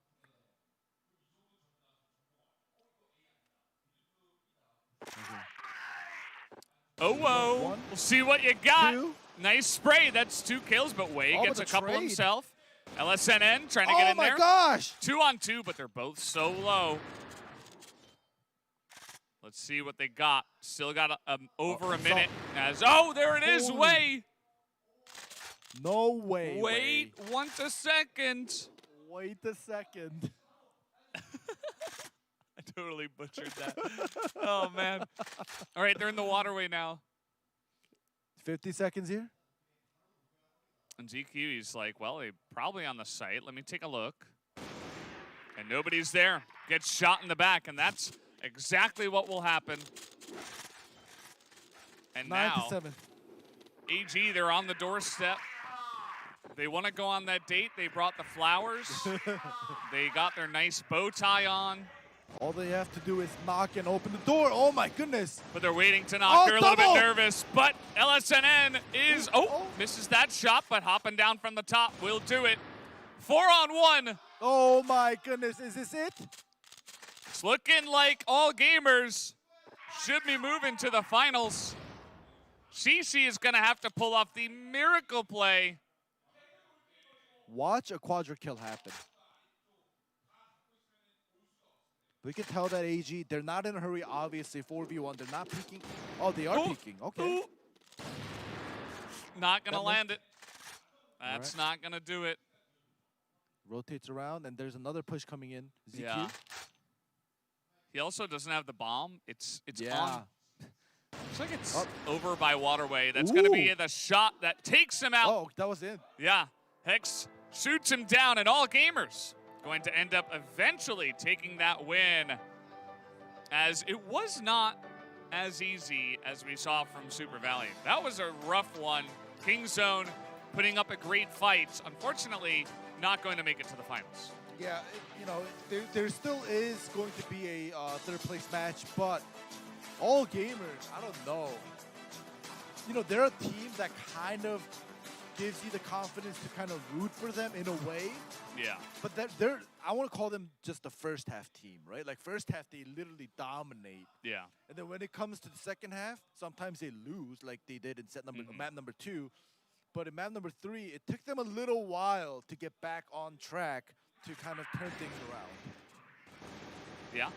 Kingzone definitely a good team, Oh, but yeah. all gamers, certainly some things to work on, right? Yeah. Some obvious stuff. Subbase could be seen as a bit of a weakness for them, for Super Valiant, that will be fighting them on Sunday in the grand finals.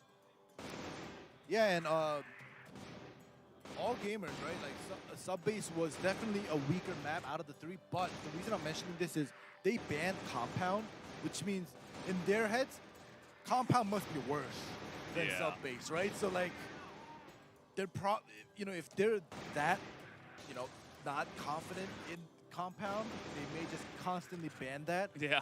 So, you know, I don't know. If Subbase comes into play again against in the grand finals, they might have to just give that map up again. I hope they practice, though. I hope they do. They do have a couple days. And we're just taking a look at a lot of the highlights here. This was the big OO moment. Yeah.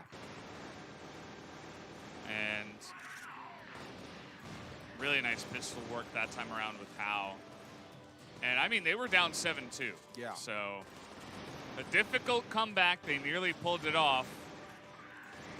But some good defenses at some really critical times. On short, the 2 pushes from Kingzone did not work. So that was kind of them thinking, okay, let's switch it up. But all gamers were ready for it, and they were easily able to shut it down. And you can tell that all gamers, they always switch their camping spots, especially on the corners. Like, sometimes they're not on the box, sometimes they're on the box. So, like, you know, where Kingzone comes in as they come in as Blacklist, they have to aim either under the box or on top of the box, but they have to choose. And if they guess wrong, they're not going to get the first shot off, and they end up losing the shot. Yeah. And you start off with a one-man down. So, you know, all gamers, they definitely do have some things to work on, but they do know how to play the mind games. That they do, as here's the bracket, guys. The third place match will take place first. That'll be on Saturday. Yeah, in 2 November days. the 7th, yes. 2 days from now. And then the final match, the grand finals, will take place on Sunday, as I believe is the case with every game. Yeah. They're going to have their grand finals being played on Sunday. I think FIFA is Oh, on FIFA Saturday. might be Saturday? Yeah. Okay. But I think other than that, everything else might be on Sunday. Potentially. Yeah. Yeah. But, well, we're going to see what happens on those days. Yeah. It'll be pretty interesting to watch. Yeah, it definitely will be. And, of course, for Crossfire, we'll be here with you guys again. And, you know, you may see myself and Valdez in some of the other games if you're Yeah. keeping up with all of the games in Yeah. WCG. FIFA So, man over here. uh-huh. Honor of Kings for Honor. me. Honor be Honor with you, of Kings. man. We'll see how that goes tomorrow. Yeah. That'll be fun. It's gonna be fun. And So- you'll be here again tomorrow as well Yeah, we'll see. with FIFA. Yeah, with FIFA, of But course. no so- crossfire tomorrow. So if Yeah. you're just here for the crossfire, not you don't care about the other games, you gotta wait until Saturday. Yeah, so it's Saturday, we have Crossfire. Sunday, we have Crossfire. So basically, like I said before, all gamers, they have a couple days. Tomorrow and the day after, a little bit before, they have to work on some things, I gotta say, because they are now in the grand finals, right? Whereas Super Valiant, yes, they had some difficulties, but they won a clean sweep 2-0. So, just looking at the numbers and on paper, Super Valiant just looks a lot more stronger compared to all gamers, even though all gamers, they do have a strong first half. So Yeah. we'll see what I happens. feel like I always have to temper my expectations until we actually see the match because Yeah. this happens a lot in brackets where it's like, well, that team looked a little bit weaker than the other team that got the 3-0, but actually it ended up that the team that the first team was playing against was like a Was little bit lot- weaker Yeah. or a lot stronger, I Yeah, guess, in yeah. this case. But either way, guys, we're going to close for now. When we come back, we'll get back for the analyst desk for the Crossfire, so we'll join you then. But until then, we will be right back after this VCR.